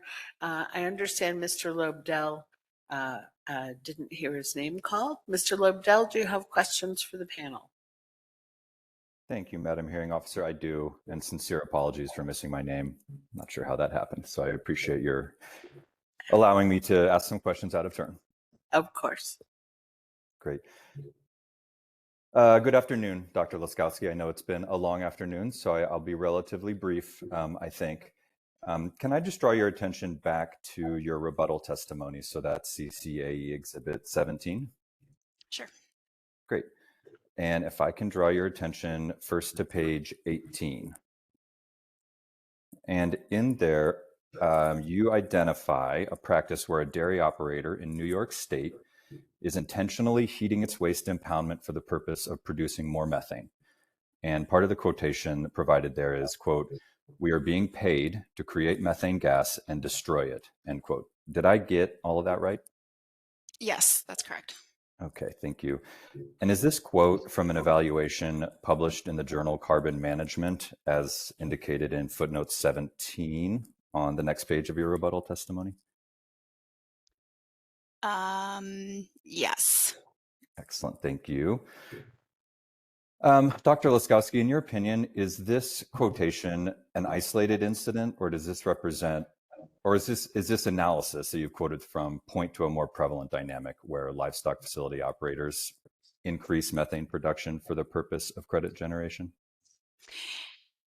We don't have specific documentation as to what the different dairies are doing, but there's certainly a perverse incentive to changing management practices for this exact purpose, and is a reason why, for example, the IRA tax credits took a different approach to deter this exact kind of perverse outcome.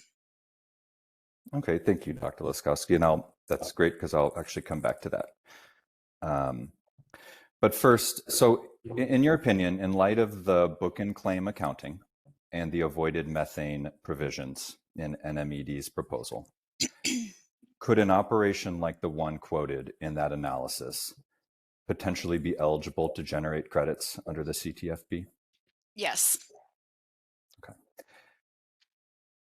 Does that raise concerns for you, specifically with respect to potential for the CTFP to incentivize the intentional creation of methane for the purpose of credit generation? Yeah, it's a serious concern. It means New Mexico could end up subsidizing facilities that are intentionally increasing greenhouse gas emissions, methane emissions, simply to earn more credits. So this means that the fuel producer would be artificially inflating the credit value of a fuel, generating more credits for the same volume of fuel rather than displacing more of New Mexico's transportation fuel, which would undermine the integrity of the program. I see. Thank you, Dr. Laskowski. And last question here.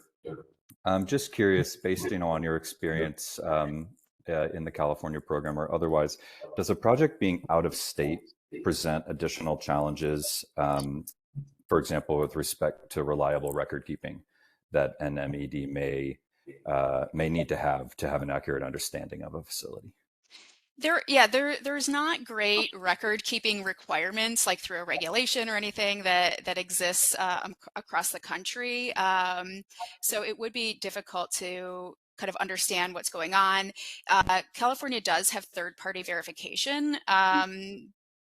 But it would be difficult to understand if at some point in time a lagoon is being heated artificially, because this third-party verification, they do have site visits, but they can't be there continuously. And so it would be, and it's just logistically more difficult to conduct verification outside of the state due to travel issues. But so verification of what is happening at at each facility isn't certain, and so there are concerns there, especially given what this farmer said about his practices to enhance the methane.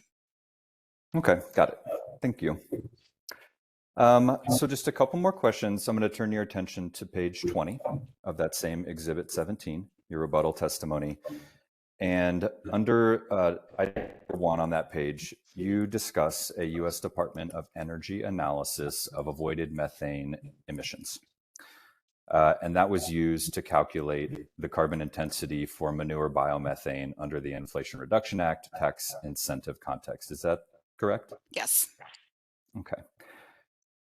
And to your understanding, or do you understand that approach to carbon intensity was applied by the Department of Treasury in rules promulgated under the Inflation Reduction Act for that tax incentive context? Yes. Okay, great. Dr. Laskowski, are you aware of the rationale that the Department of Treasury had for taking that more conservative approach to carbon intensity values for manure biomethane?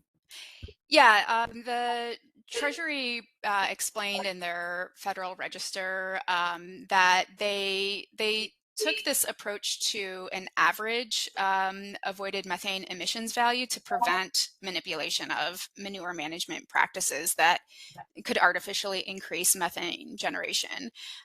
So that the Federal Registry really includes specific concerns about changes in waste management practice or even intentional generation of waste, which speaks to practices like artificially heating lagoons. So they took an approach of developing an average rather than a pathway specific approach that they said a pathway specific approach would be extremely difficult to verify and create administrative burdens. So that's their rationale for a different approach. Got it. So stated Madam really Hearing simply. Officer? Ms. Sona. I would just like to raise that during the first pre-hearing conference that we had in this matter, you cautioned the parties against engaging in friendly cross-examination as an abuse of opportunity for just eliciting additional testimony outside of the provided times. And I'd like to flag my objection that this is friendly cross-examination. All right. So, Mr. Lobdell, we, are interested in these lengthy hearings in the most efficient use of our time. Do you have much more along these lines? I don't, Madam Hearing Officer. This was actually my very last set of questions. And I'll just note that, my intention here is not to engage in friendly cross, but to draw out the rationale that underlied this part of this expert witness testimony that wasn't fully articulated, but was alluded to, and I felt needed some fleshing out. All right. Well, thank you. Go ahead. Okay. So my last question was just going to be that from what I'm hearing you say, the federal government has recognized the perverse incentive problem that we've been discussing with respect to biomethane. Yes. Okay. Thank you very much, Dr. Laskowski. Thank you again, Madam Hearing Officer, for your permission. And I have no further questions. Thank you. Thank you. Ms. Olson, do you have questions?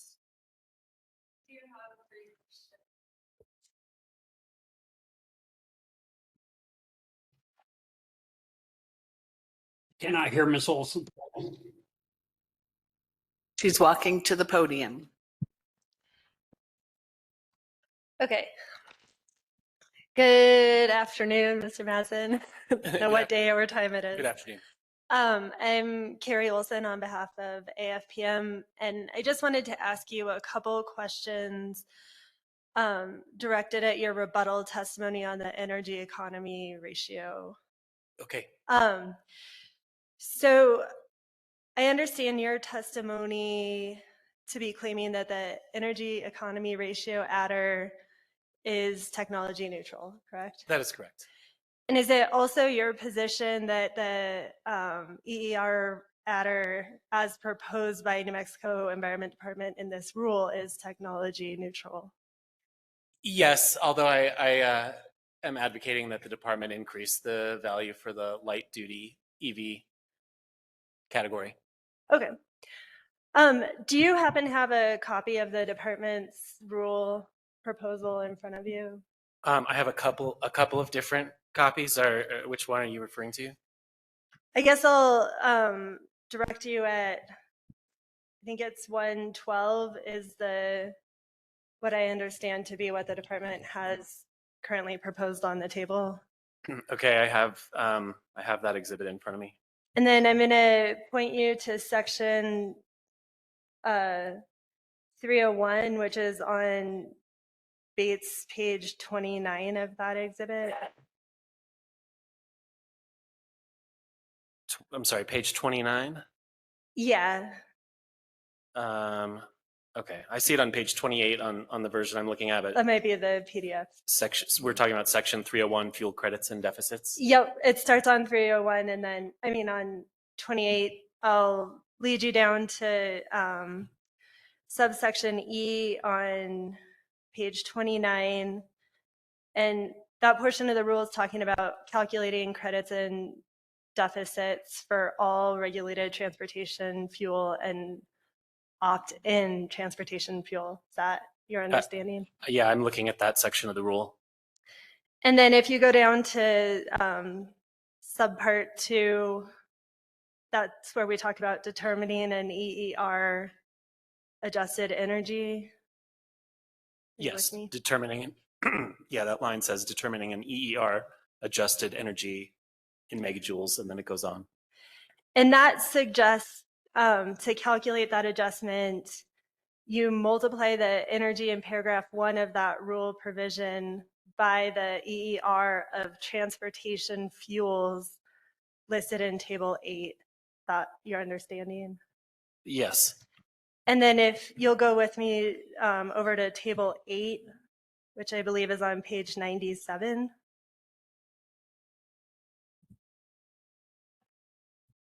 All right. And would you agree with me that the values listed here don't correspond directly to transportation fuels? They correspond to fuel vehicle combinations. Since for example, you can't use electricity in a combustion vehicle. Sure, but with respect to electricity, for example, there isn't an EER for electricity. It's dependent on the powertrain or vehicle type that fuel is used in. Is that accurate? Yes, the categories are, they're various vehicle fuel combinations, light duty, medium, heavy duty, aviation. So who generates the EER adder? The department is proposing these EERs as part of the rulemaking. Sorry, I phrased that question badly. Like in the, if you're looking at fuel type, the electricity provider would be generating the electricity fuel, correct? Yes, although there's various parties that could claim electricity credits in different ways under the proposed rule, and a lot of it depends on what context we're talking about, whether it's a commercial fleet or whether it's a residential EV, is various different ways to claim the electricity credits. And are you familiar with the New Mexico enabling statute? I'm not a lawyer, so I won't think hold you that- to a binding legal okay. interpretation. I'm just asking in your role as the expert witness that you're presenting as today, have you looked at the enabling statute? No. You haven't looked at it. I'm sorry. When you say enabling statute, I'm sorry, I don't think I understand what you're talking about. The sorry, to put it in better terms, the statute that the legislature directed the board to promulgate rules. So the clean transportation The law that fuels underlies statute. this rulemaking. Yes, Yes. yes, I'm familiar with that. One at a time. Sorry. And so I'm going to direct you to subpart C3 of that statute, and I'll read it to you. You don't need to look at it. But that provision of the statute says the Clean Transportation Fuel Standard Program rules shall establish technology-neutral mechanisms for generating, obtaining, trading, selling, and retiring credits among transportation fuel providers, fuel distributors, and other individuals or entities in the transportation fuel market.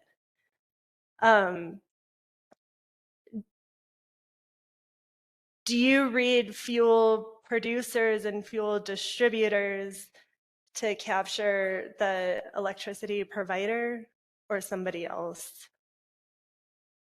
I think companies that generate electricity would be a fuel provider under the rule. Okay. Would you consider vehicle manufacturers to be a fuel provider? No, however, in the proposed rule, the department did include a way for them to participate by offering some of the base credits generated by residential EV charging for their use. Okay. So when we're looking at the fuel provider with respect to the EER,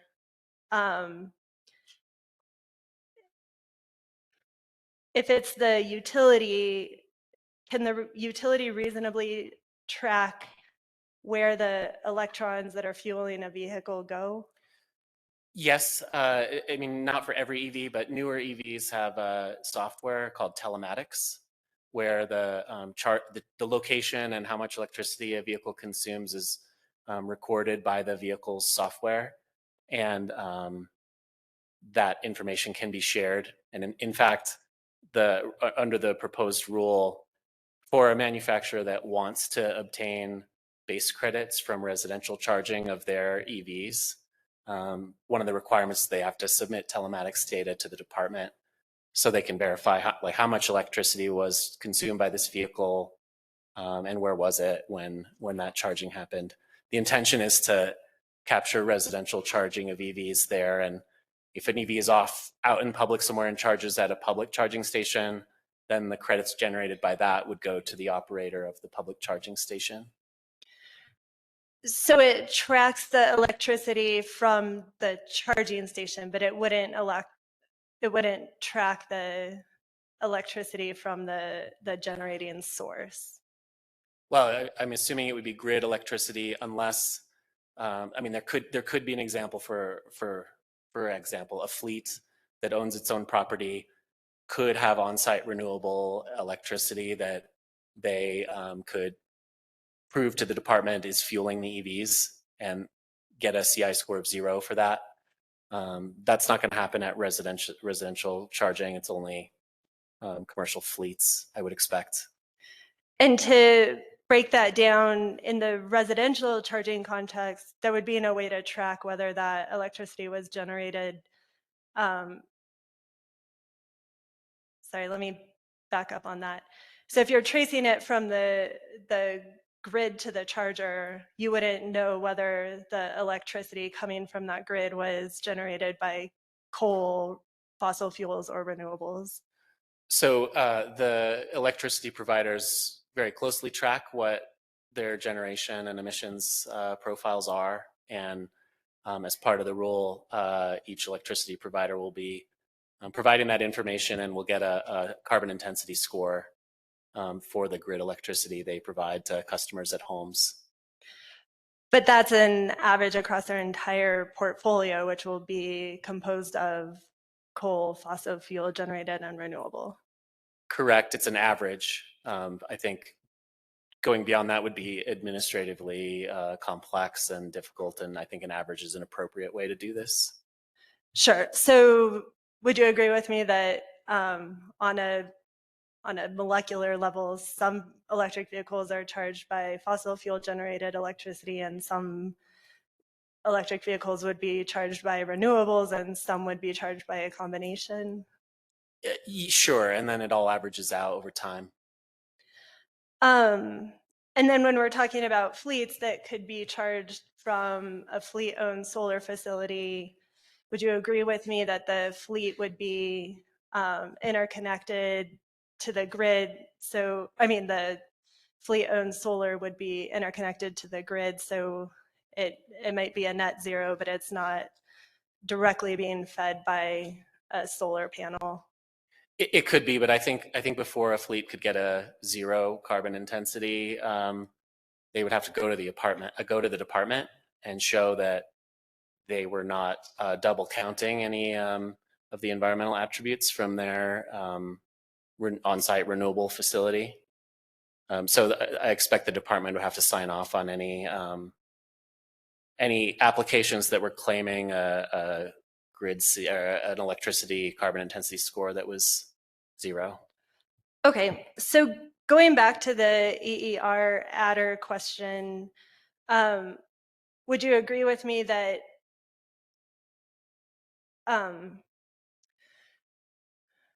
because in the table 8, the electricity can be assigned for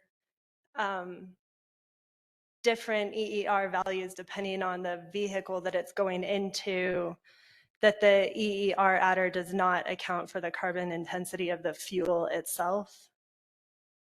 Yeah, the EER is about efficiency differences. It's about how effectively can a vehicle translate the energy that's in a fuel to useful work. So the efficiency of the vehicle, not the efficiency of the fuel. Well, practically you have to consider the vehicle and the fuel together, because like I said, you can't have a combustion vehicle that uses grid electricity.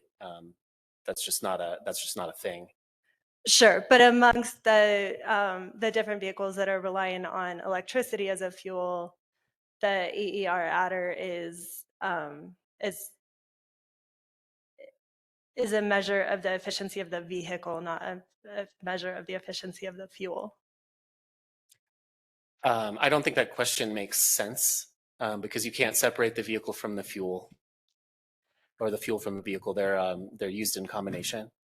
Well, if you look at table 8, there's a number of vehicle types listed that all rely on electricity fuel, and yet the EER value for each of those vehicle types is different. So I guess I'm asking you, with respect to those vehicle types: electric forklift, fixed guideway aerial tram, fixed guideway streetcar, that the difference in EER value is relative to the vehicle type, not the fuel type, when the fuel type is the same for each of those.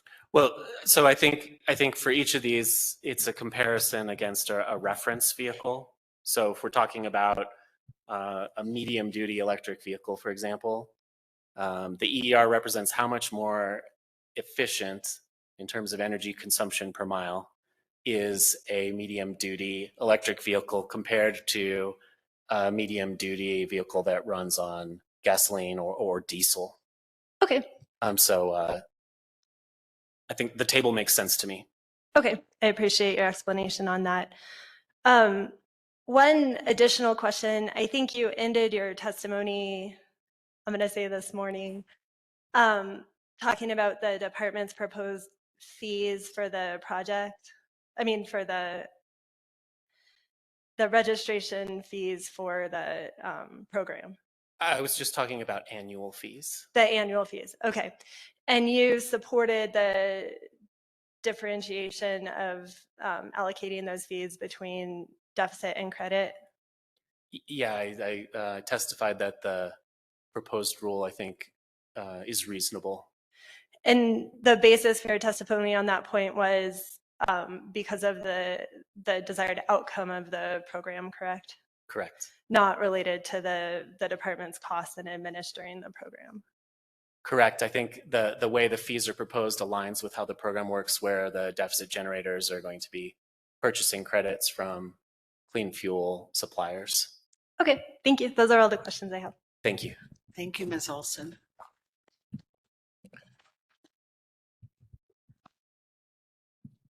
Mr. Mullenberg.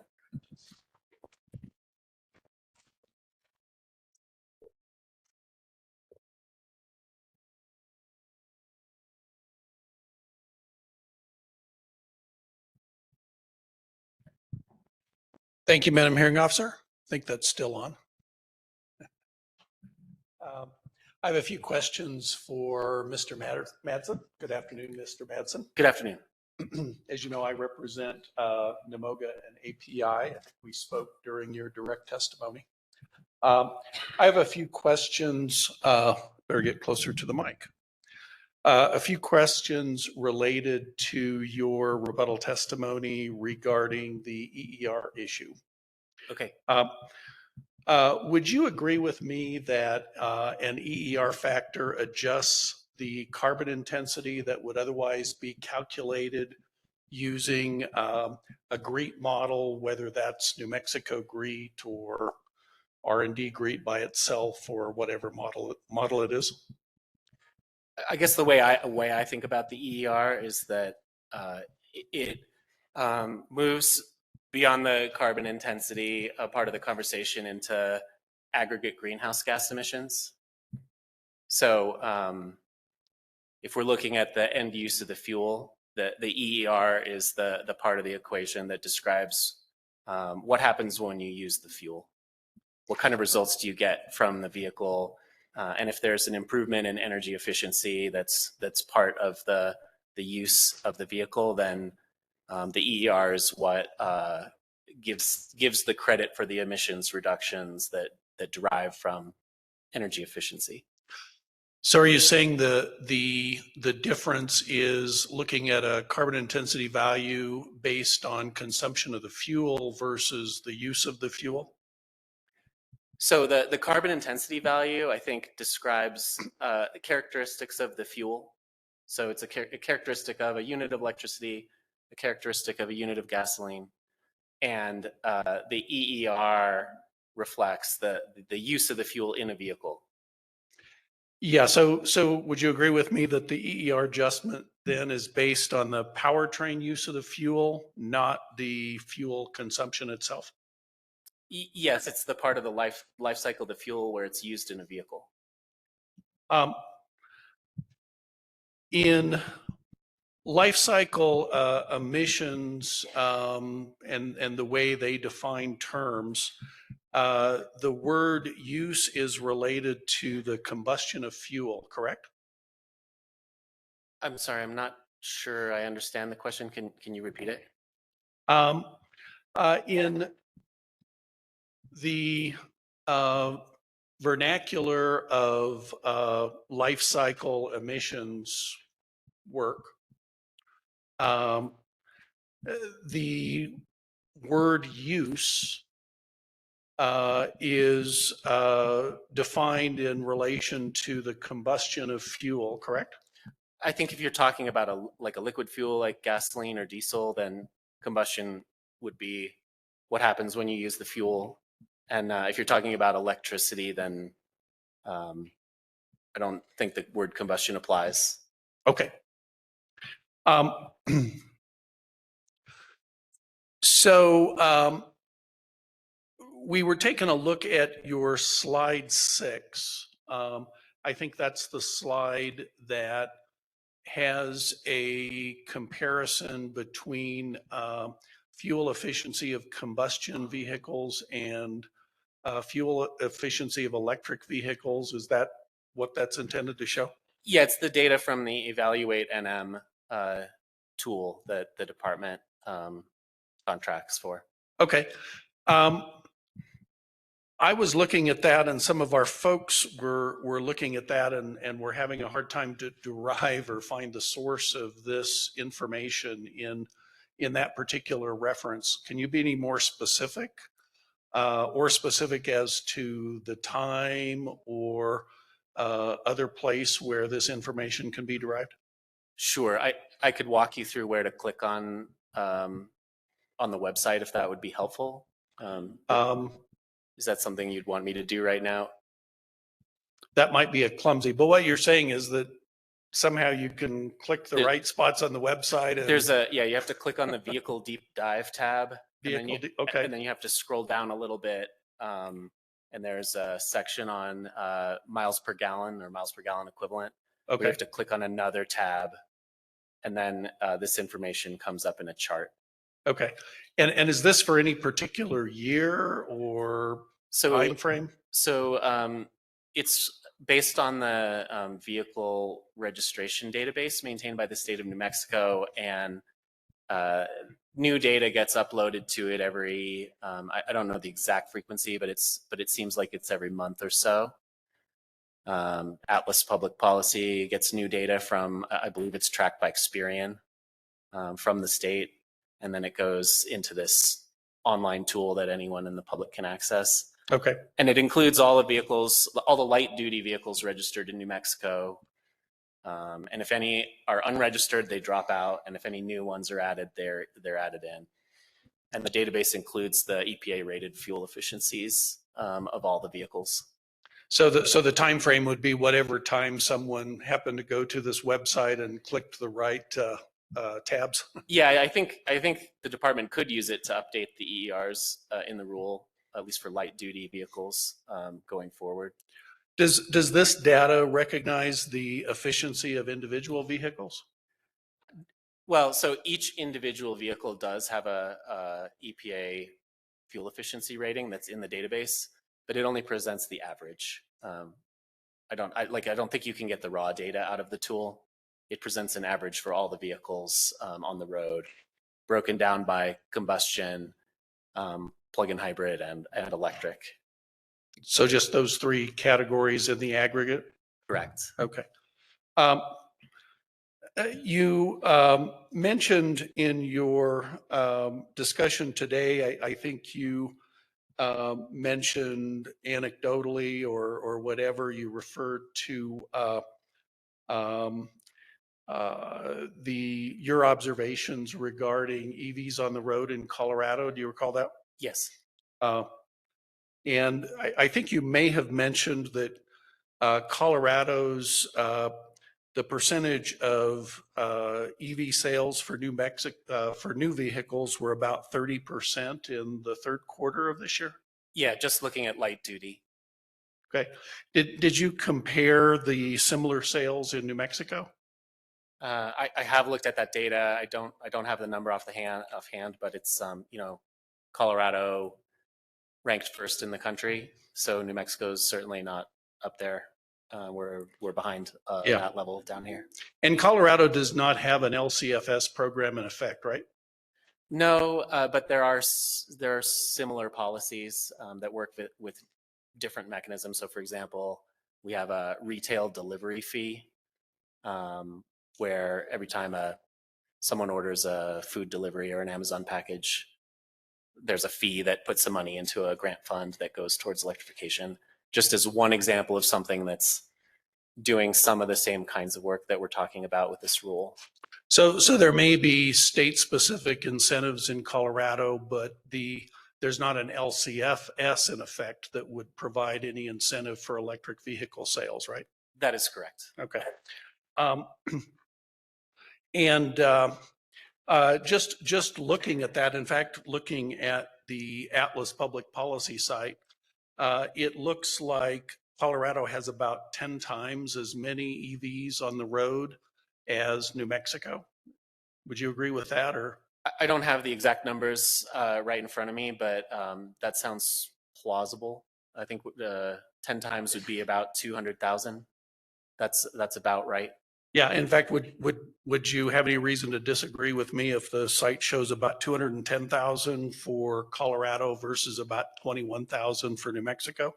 No, that sounds about right.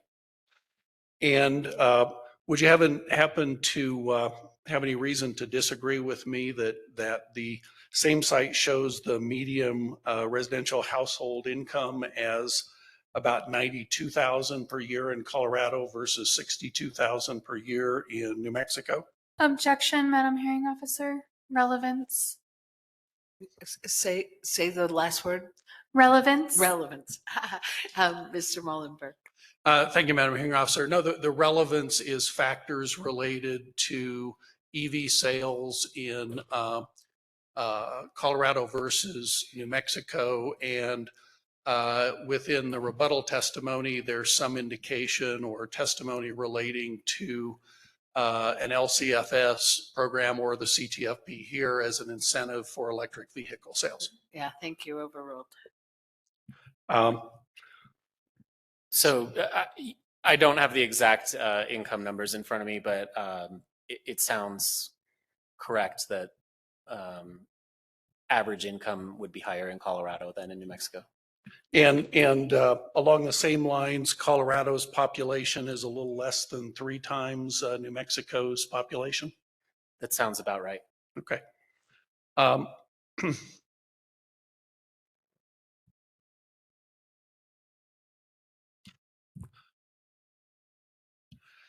And as to EV incentives versus EV costs, would you have any reason to disagree that as of August of this year, an EV before tax credits was on the order of about $9,000 more expensive than an internal combustion engine vehicle?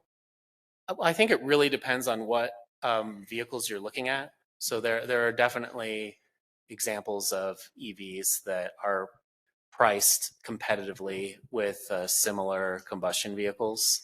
So there's a variation among different types of vehicles. Yeah, and then also if you look at the average, I think it probably would be that 9,000 figure you cite. My explanation for it would be that EV sales, I think, have been higher in the more luxury side of the market in recent history. And would you disagree with a figure that in 2024 various federal tax incentives and such were given to about 90% of new EV buyers? I don't know the exact percentage of new EV buyers, but that sounds plausible. There were some restrictions on the federal EV tax credit that, I think there were some domestic manufacturing requirements. There were some ways around those via vehicle leases. I haven't seen an analysis of how many EV purchases actually got federal support. So I guess I haven't seen the data you're talking about. Okay, thank you. And this is my last question. I think you were asked perhaps a question more specific than this earlier today, but would you disagree that changes or reductions in federal incentives are likely to impact present and future New Mexico EV sales? I think the reduction in support from the federal government is going to slow EV deployment, but I definitely don't think it's going to stop. I think the cost savings that are available are real and meaningful, and the market's only going to continue to grow. And the fact that the federal government's pulled back increases the need for New Mexico to adopt strong policies to keep up momentum. Okay. Thank you for your testimony, Mr. Manson. That's all I have, Madam Hearing Officer. Thank you very much, Mr. Mullenberg. Ms. Sona?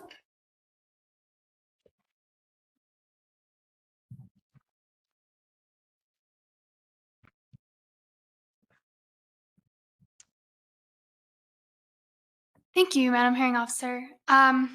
Before I begin with cross, I just wanted to state for the record an objection to the demonstrative exhibits that were used for these two witnesses.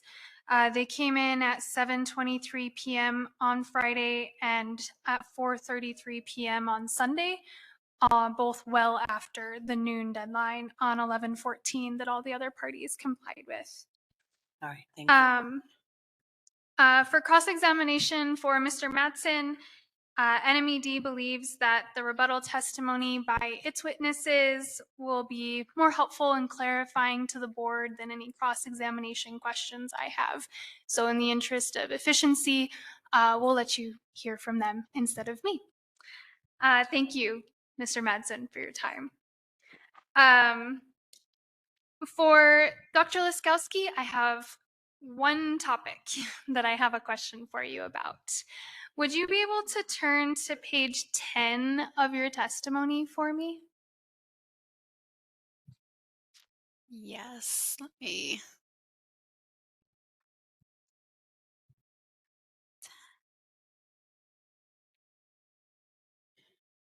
Okay. So, on page 10 of your testimony, you state there is ample waste-based fuel to meet New Mexico's projected biofuel demand. And that sentence is supported with a footnote to NMED Exhibit 79. Do you see that there? Yes. Okay. Did you perform any independent modeling to validate waste oil availability in New Mexico? Waste oil. I'm not sure I understand the question.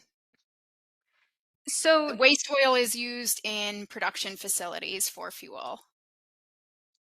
So my question is you've made a conclusion in your testimony about there being ample waste-based fuel to meet New Mexico's projected biofuel demand, correct? Yes. And to support that conclusion you've made, you reference NMED Exhibit 79, which is the fuel and credit market model authored by NMED witness Mr. Drews, correct? Yes.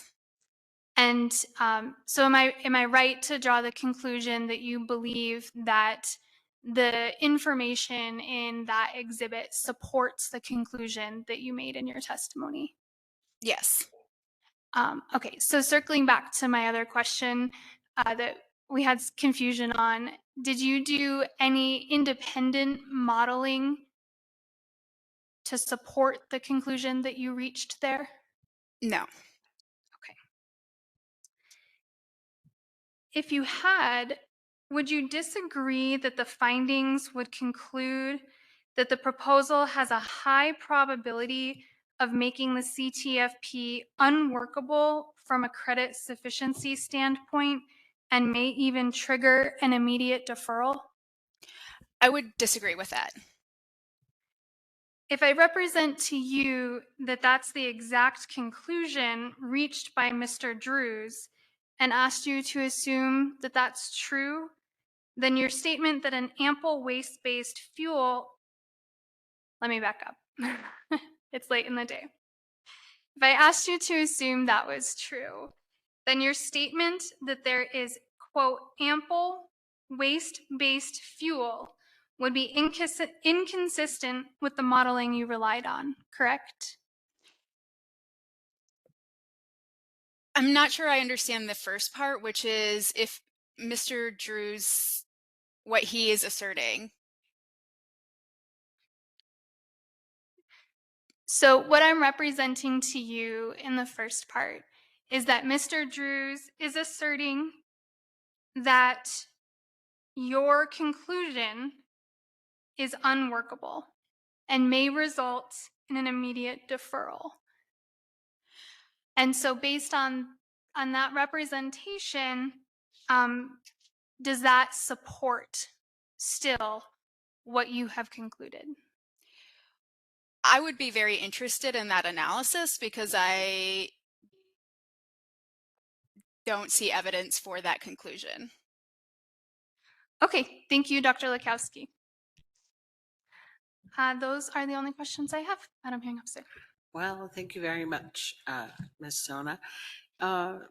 Ms. Gerson, do you have any redirect? Good afternoon. Yes, I do have redirect for Dr. Laskowski, and Ms. Lynch will be handling redirect for Mr. Madsen.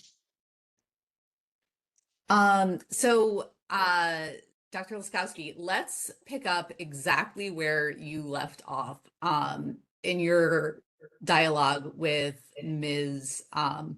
with counsel for the department. You and she were discussing your footnote 16 in your rebuttal testimony, where you explain the conclusion that there is ample waste-based fuel to meet New Mexico's projected fuel demand. Could you just walk us through the analysis in footnote 16 to explain how you reached that conclusion? Sure. And in my slides, I provided a chart that probably does a little bit better job of visualizing this. But what I did is I looked at the department's projected biofuel consumption across the program. And I looked at for that year where it had the highest biodiesel volume being used, and that was about around 233 million gallons in 2030. I then looked at California's quarterly data summary for their low carbon fuel standard program and looked at just their waste-based renewable diesel and biodiesel volumes for 2024, which is the latest full year of data, and they had received about 1.8 billion gallons of waste-based biodiesel and renewable diesel. So the fuel that is being delivered to California right now could be delivered elsewhere based on where the incentive is the greatest.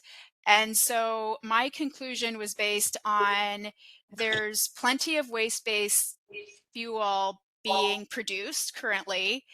And given that there's a significant carbon intensity benefit in New Mexico's program relative to California's, there would be an incentive to send that waste fuel to California or to New Mexico instead of California. And there's an order of magnitude more of that fuel available than would be needed from the modeling that I saw needed for New Mexico. I hope that makes sense. Madam Hearing Officer? Yes. I'd like to object to the answer that was just provided on Council's redirect question.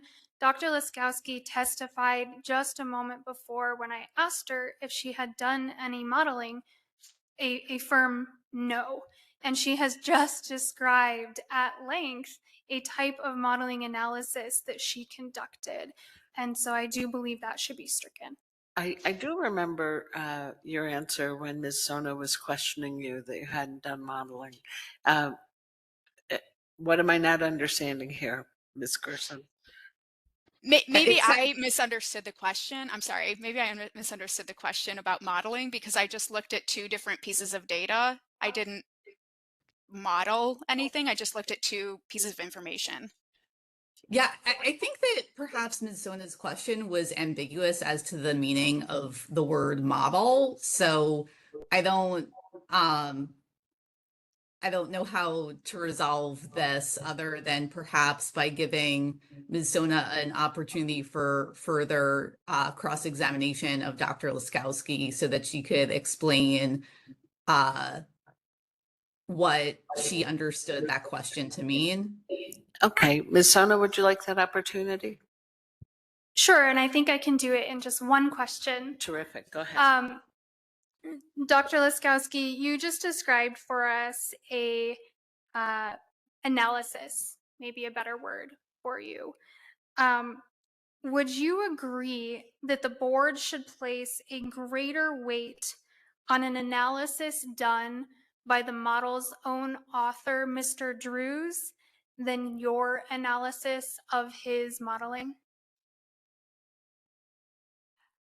I'm not sure what Mr. Drew's modeling that you're referring to, because I used his analysis as part of my analysis. Thank you. For the record, I would just refer to NMED Exhibit 135, page 15, regarding this matter. All right, thank you, Ms. Sona. Go ahead, Ms. Gertson. Thank you. Dr. Laskowski, do you recall discussing with Counsel for Oxy his attempts to elicit your opinions about the way the department proposes to regulate projects credits for direct air capture? Yes. And you mentioned some concerns that the proposed rules do not provide sufficient clarity about expectations on baseline conditions and additionality. Would you be able to just give the board like a concrete example of what, like, one or two specific things that are that could go wrong if the department attempts to implement the rule as proposed without additional guardrails? Yeah, so in Oxy's direct testimony, I believe that they noted an existing project for which they would want to generate credits. And so that would be one area where I think having a baseline established to ensure that the state is not paying for a project that already is in existence would be helpful. Other parts of the regulation have baselines associated with them, so I think it would be beneficial to establish that. Additionally, as one of the lawyers asked me about, there are a lot of there's a very specific protocol from California that was adopted through their board on carbon capture, sequestration, and direct air capture that had very specific rules. And from my understanding of what the department has said, that they would develop protocols outside of the board adopting them. And I think that the board having an opportunity to evaluate what those protocols are would be important. And having the public be able to weigh in on those, as was done in the California program. So there's a number of ways that I think that there could be additional guardrails on, but those are just a couple of examples. Thank you. Do you recall discussing with Mr. Nasco the graph you present both in testimony and in your demonstrative of a comparison between corn production trends both in the United States and globally? Yes. Can you explain to the board why the figures on global corn production levels matter when it comes to adopting a appropriate ILUC value for a regulation in New Mexico? Yeah, so indirect land use change, the concept itself is about the global response to an increase of biofuel demand. So it's been in all of the clean fuel programs that ILUC is real, that there is a response to increased fuel demand from crops leading to land conversions. And while that might not happen explicitly in the US, they tend to crop switch based on what is most advantageous.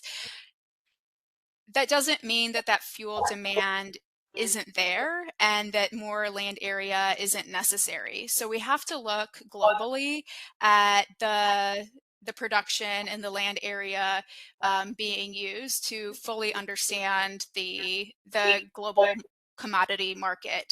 And so you know, as was described by the lawyer, it could be that the U.S. exports less, fewer crops, and then the other nations have to make that up somehow. And so that would drive them to change their land use patterns accordingly. So even if there's not that land change in the U.S., our demand on biofuels has an effect globally.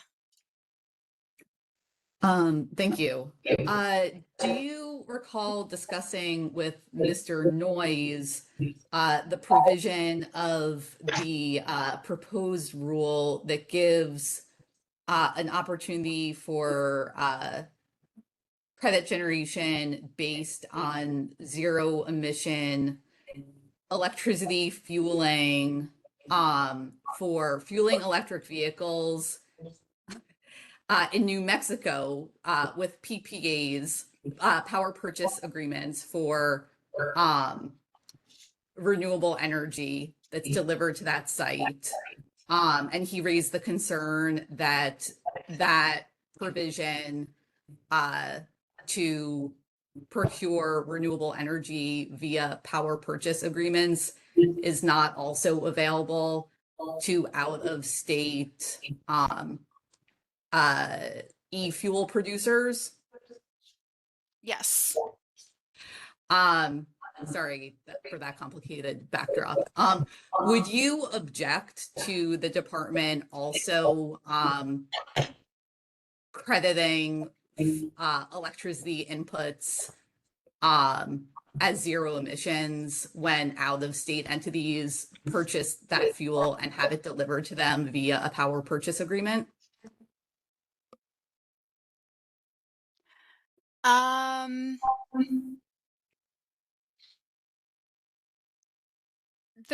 They should be using that electricity on site. So there should be no strain to the grid. So I'm not sure if I totally understand your question, but yeah, if they have an on-site renewable electricity source, they would be able to account for that in their CI score.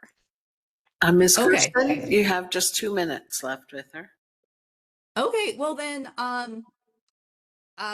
hearing examiner, at the last hearing, you were really generous in allowing people the last question on redirect to be, you know, an invitation for any closing thoughts.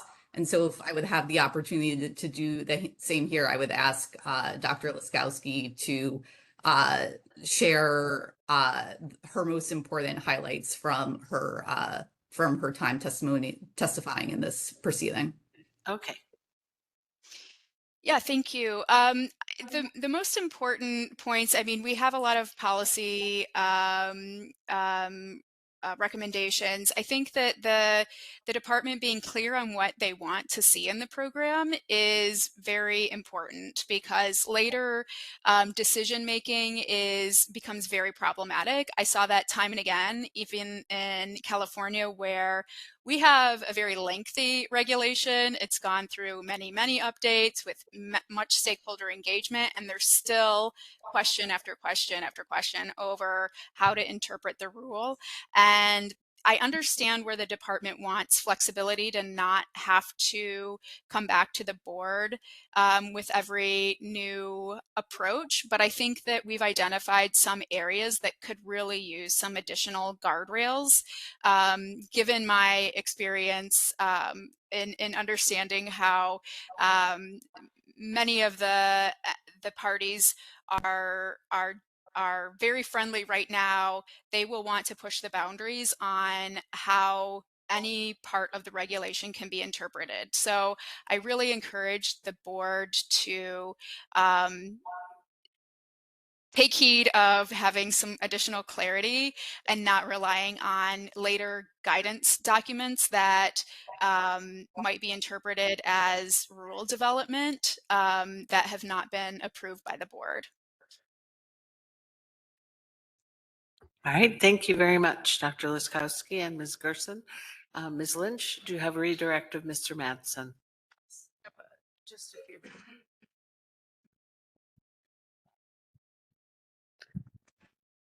Good afternoon. Hello. Let's see. I have a few follow-up questions for you. The first one, on pages 25 and 26 of your rebuttal, you state New Mexico is not starting from the same point in time as other states. Do you recall that? Yes. Okay. And what do you mean that New Mexico is not starting from the same point in time? I mean that right now it's 2025 and the other states that have adopted clean fuels programs started earlier. Okay. And would you agree that other states have invested hundreds of billions of dollars in clean fuel technology development and deployment? Yes, and it's not just the states that have clean fuel standards. I think there's a national and global market, both of technologies and ideas, and we've made a lot of progress in developing clean transportation tools and deploying them in markets in states all across the country and around the world, and all of that experience can be applied in New Mexico to achieve the targets of this rule. So New Mexico as a state is not starting from a place of complete unknowns with this program, correct? Okay, thank you. So in response to a question by AFPM, do you consider vehicle manufacturers to be fuel distributors, or at least some vehicle manufacturers to be fuel distributors? No, I think in the context of this proposed rule, they're they're optional participants. They have the option of asking the department if they can participate in the base credit portion of the rule. So they're they're opt-in stakeholders. Okay, thank you. Now I'd like to move on to the EER portion of the questions. Okay. EERs account for the end use of the transportation fuel, correct? Yeah, if we're talking about life cycle emissions like the authorizing statute does, I think the EERs capture the what happens at the very end, the end use of the fuel in the vehicle. Okay, so to reiterate, this is the part of the life cycle analysis of a fuel, correct? Yes. Yeah, and when I read the statute, I see the words production through use, and the word use to me implies what happens when you use a fuel in a vehicle. Okay. Now I'd like to move on to the portion of your rebuttal where you were asked about the EV tax credits. Okay. And federal policy. Even though the federal government has chosen to eliminate federal tax credits for EVs, the state of New Mexico continues to offer tax credits, correct? Correct. The state of New Mexico does have a state tax credit for EVs. And in spite of EV tax credits, it is your opinion that the EV market will thrive, correct? Yes. So when I guess I didn't talk about this during the cross examination, but when I look at EV prices, I think it's important to think about it not just in terms of what it costs to purchase one up front, but what it costs to own and operate the vehicle over its lifetime. And there's substantial savings that I talk about in my direct testimony that come from reduced fueling costs and reduced maintenance costs. And there's ample opportunities, even without the federal tax credit, for people to save money by driving an EV. And I expect that the more people know about that, the more attractive it will be for them to acquire one. Okay. And would you agree with me that some of the EVs being sold on the market today can be acquired for like 25 to 30,000, or Toyota has an EV for about 32,000 right now? The cheapest ones I know about are the Chevy Bolt, the Chevy Equinox. I think under 35K is it's well under the average purchase price for a new combustion car.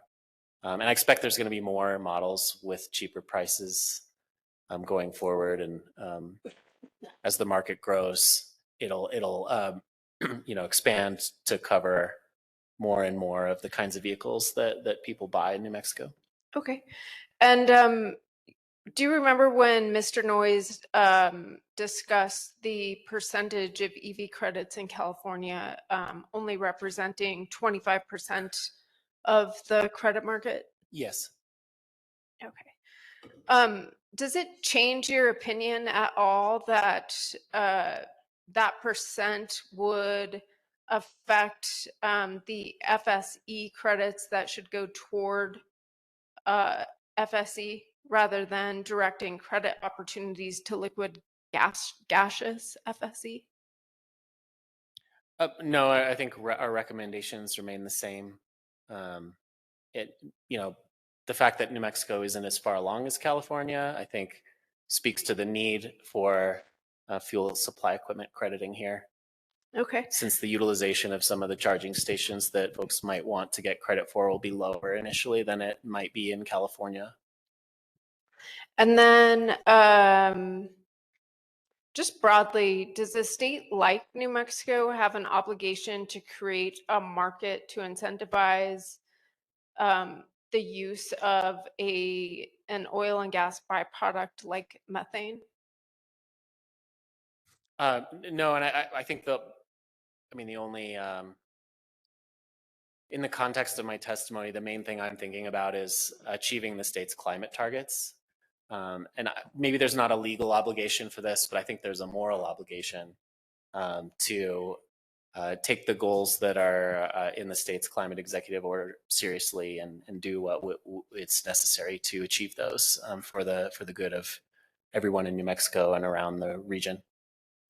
Okay, with that, my questions conclude. I do want to open it up to any concluding thoughts you have.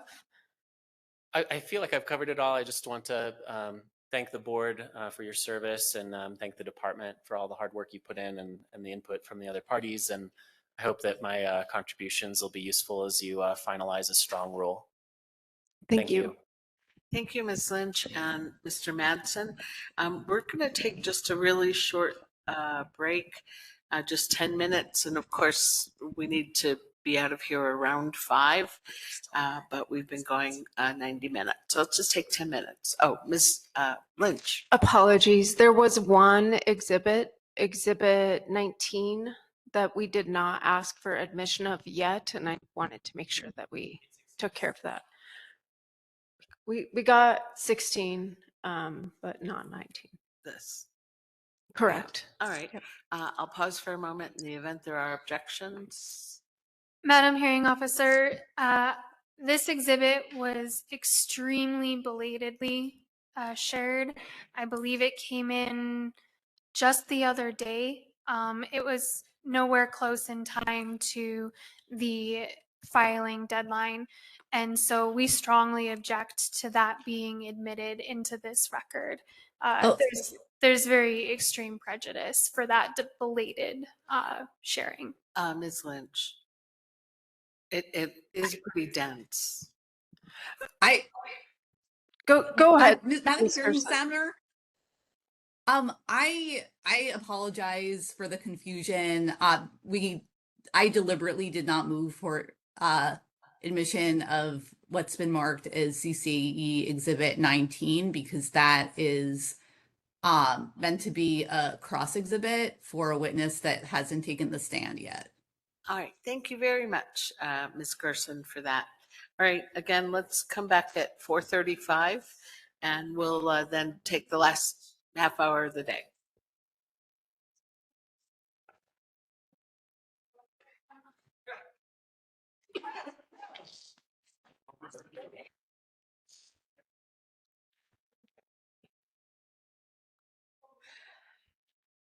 Okay, we're going to turn to board questions. Where's Mr. Madsen? Oh, you were trying to escape. I can tell. Lock the doors. All righty, Member Garcia.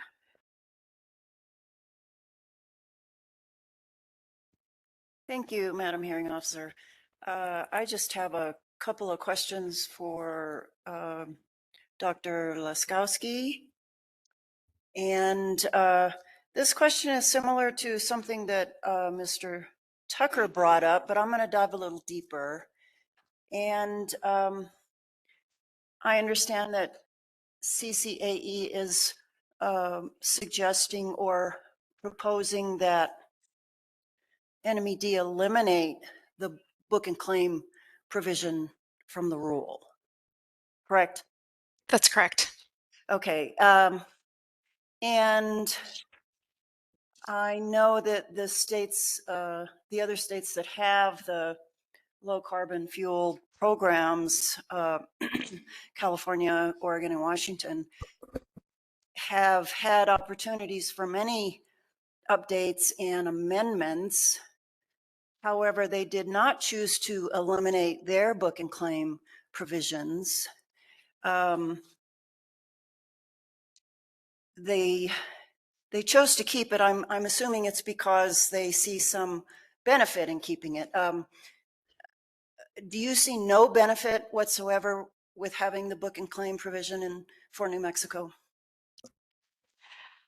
Book and claim was added into the California program over time. It wasn't really a core part of the program or used that much. And as it was, as the California program was updating their regulations over different points in time, they found that they might not meet their targets. And so they have expanded credit generating opportunities. And part of that is an extension of things like book and claim. So, and then the other programs have adopted similar rules as California.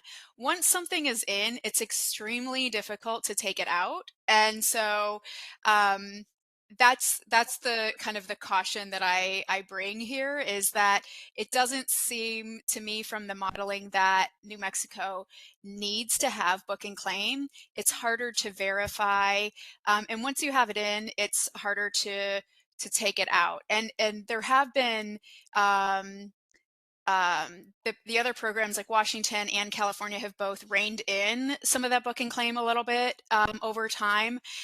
So that's kind of the perspective that I come from, is any kind of reining in of crediting, especially if you think there might be over generation of credits that's not really benefiting your state. Why put it in the beginning of the program when you might not need it? And once it's in, it's just extremely difficult to get out. So I understand why it was added to the other programs and why they adopted them, but I don't see a specific need here for you to adopt that. Okay, thank you.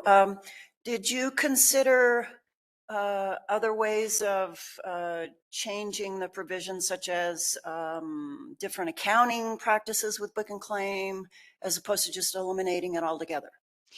Yeah, I mean, I think that if the board and the department feel that book and claim is needed, I do think that there are guardrails that could be put on. So, for example, as I mentioned, Washington State just recently updated their program 2 years after the start of theirs to add more deliverability requirements for biomethane, for example. And so I do think that there are some examples where if you felt that it was a necessary part of the program, something you didn't want to completely eliminate, there are some additional guardrails that could be put in place. Okay, thank you very much. That's all I have. Thank you. Thank you. Member Ely?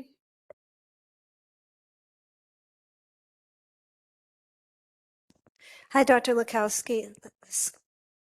Hi, Doctor.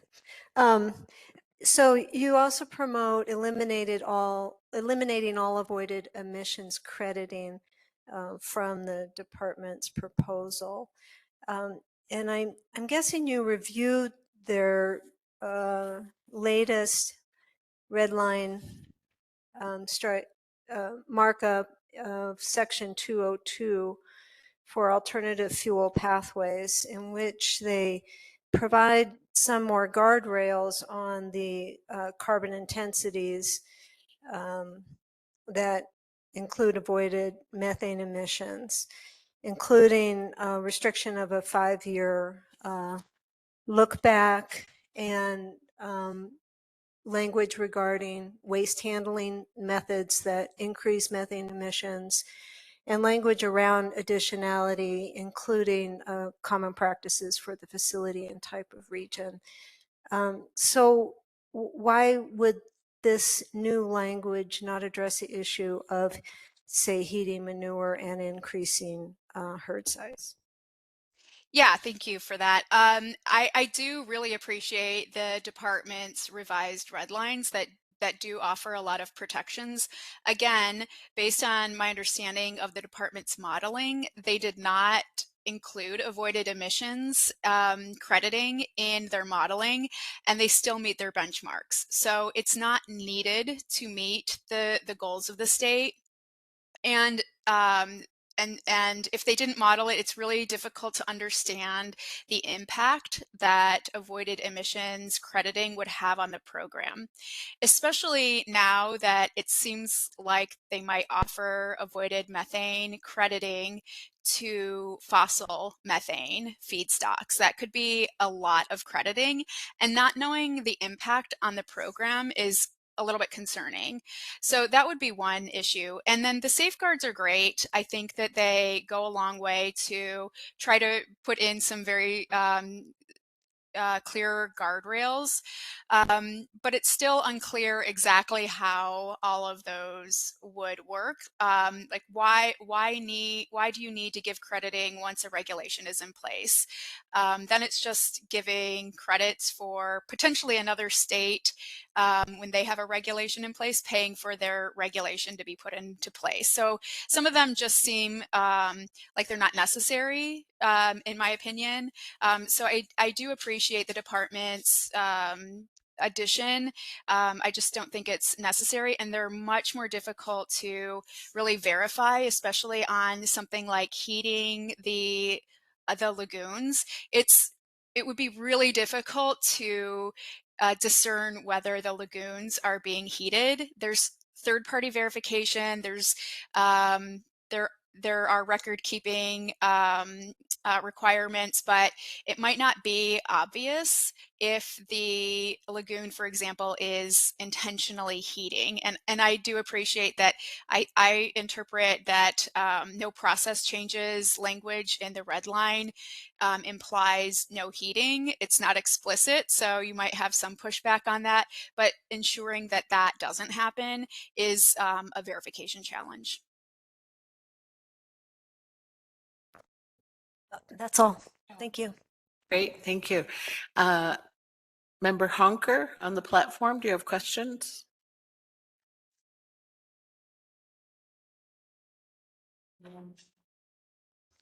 Madam Chair, on the platform, do you have questions? Thank you, Madam Hearing Officer, and I appreciate the testimony and clarification. I don't have any questions at this point. Thank you very much. Any reason not to excuse the CCAE panel, Mr. Madsen and Dr. Laskowski? No? Great. Thank you so much, both of you, for your testimony. Ms. Sona.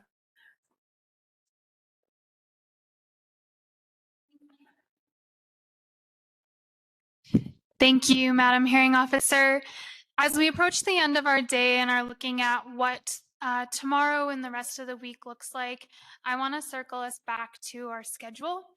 My request would be to shift once again a little bit the order of witnesses we're doing. On the platform, if Mr. Smith, Mr. Noyes, and Mr. Sorayas or Mr. Wade, if you guys would be able to listen in, I'd like to seek your input on a position. My proposal would be to accommodate an NMED witness's need to end his testimony at 3 o'clock tomorrow. I'd like to start us at 8 a.m. with Dr. Schubert, and then have that panel of 3 go up for the NMED case. If that witness needs to leave at 3, we haven't concluded all the questioning or the board's questions, he's more than happy to come back Thursday afternoon. We just hit this very awkward window where he has a happy personal moment happening within his personal life or something that we can't ask him to stick around past 3. So that would require RNG Coalition, Rio Valley Biofuels, and Infinium going up after this panel for NMED's case, which I anticipate would be potentially the end of Wednesday or Thursday morning, and wanted to seek the concurrence of those folks as I haven't been able to get in touch with them yet. Gentlemen, have you heard Ms. Sona's proposition? Madam Hearing Officer, yes, hi, this is Yanni Psarias with the RNG Coalition. We're happy to accommodate. I'm assuming that we would be currently next in the rotation, and so it would be this panel and then ourselves. Is that correct? And Dr. Schubert, yeah. It would be RNG Coalition after NMED's panel finishes up. Yes, thank you. That's fine with the RNG Coalition. Thank you. Thank you. Can you consult?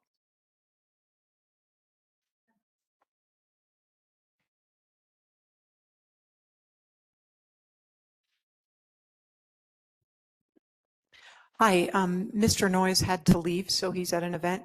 He is flying tomorrow morning, and he's scheduled to arrive here around 1:45, he said, tomorrow afternoon. So he's not available for anything in the morning, but at late afternoon, and he's going to be in person Thursday and Friday. Thank you very much for that, Ms. Vercruz. Okay, any other commentary from the platform?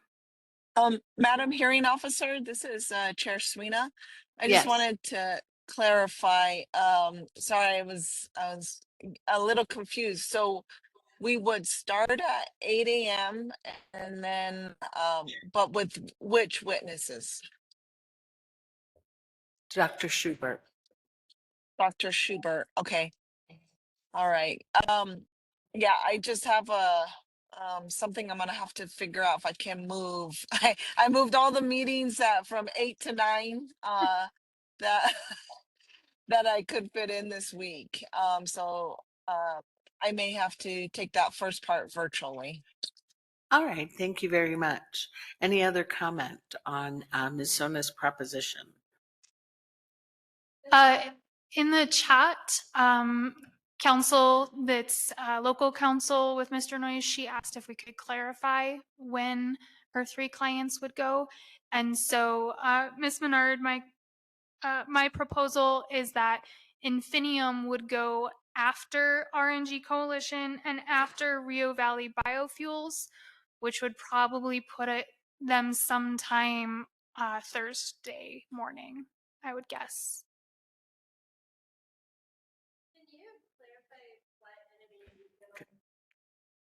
So yes, okay. The question was for Ms. Sona to clarify the panels. Yes, so it's going to be NMED's panel of Michael Ford, Matthew Drews, and John Kupal. And then our second panel is going to be Ms. Borchert, Dr. Rasso, and Mr. Vaughn.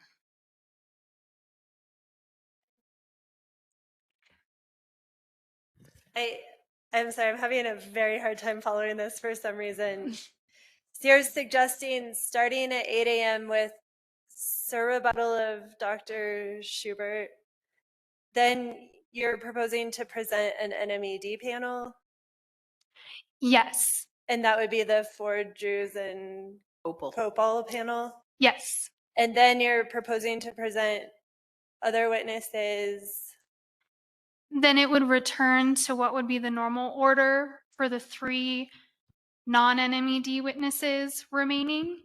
And after those folks, NMED would finish up its case.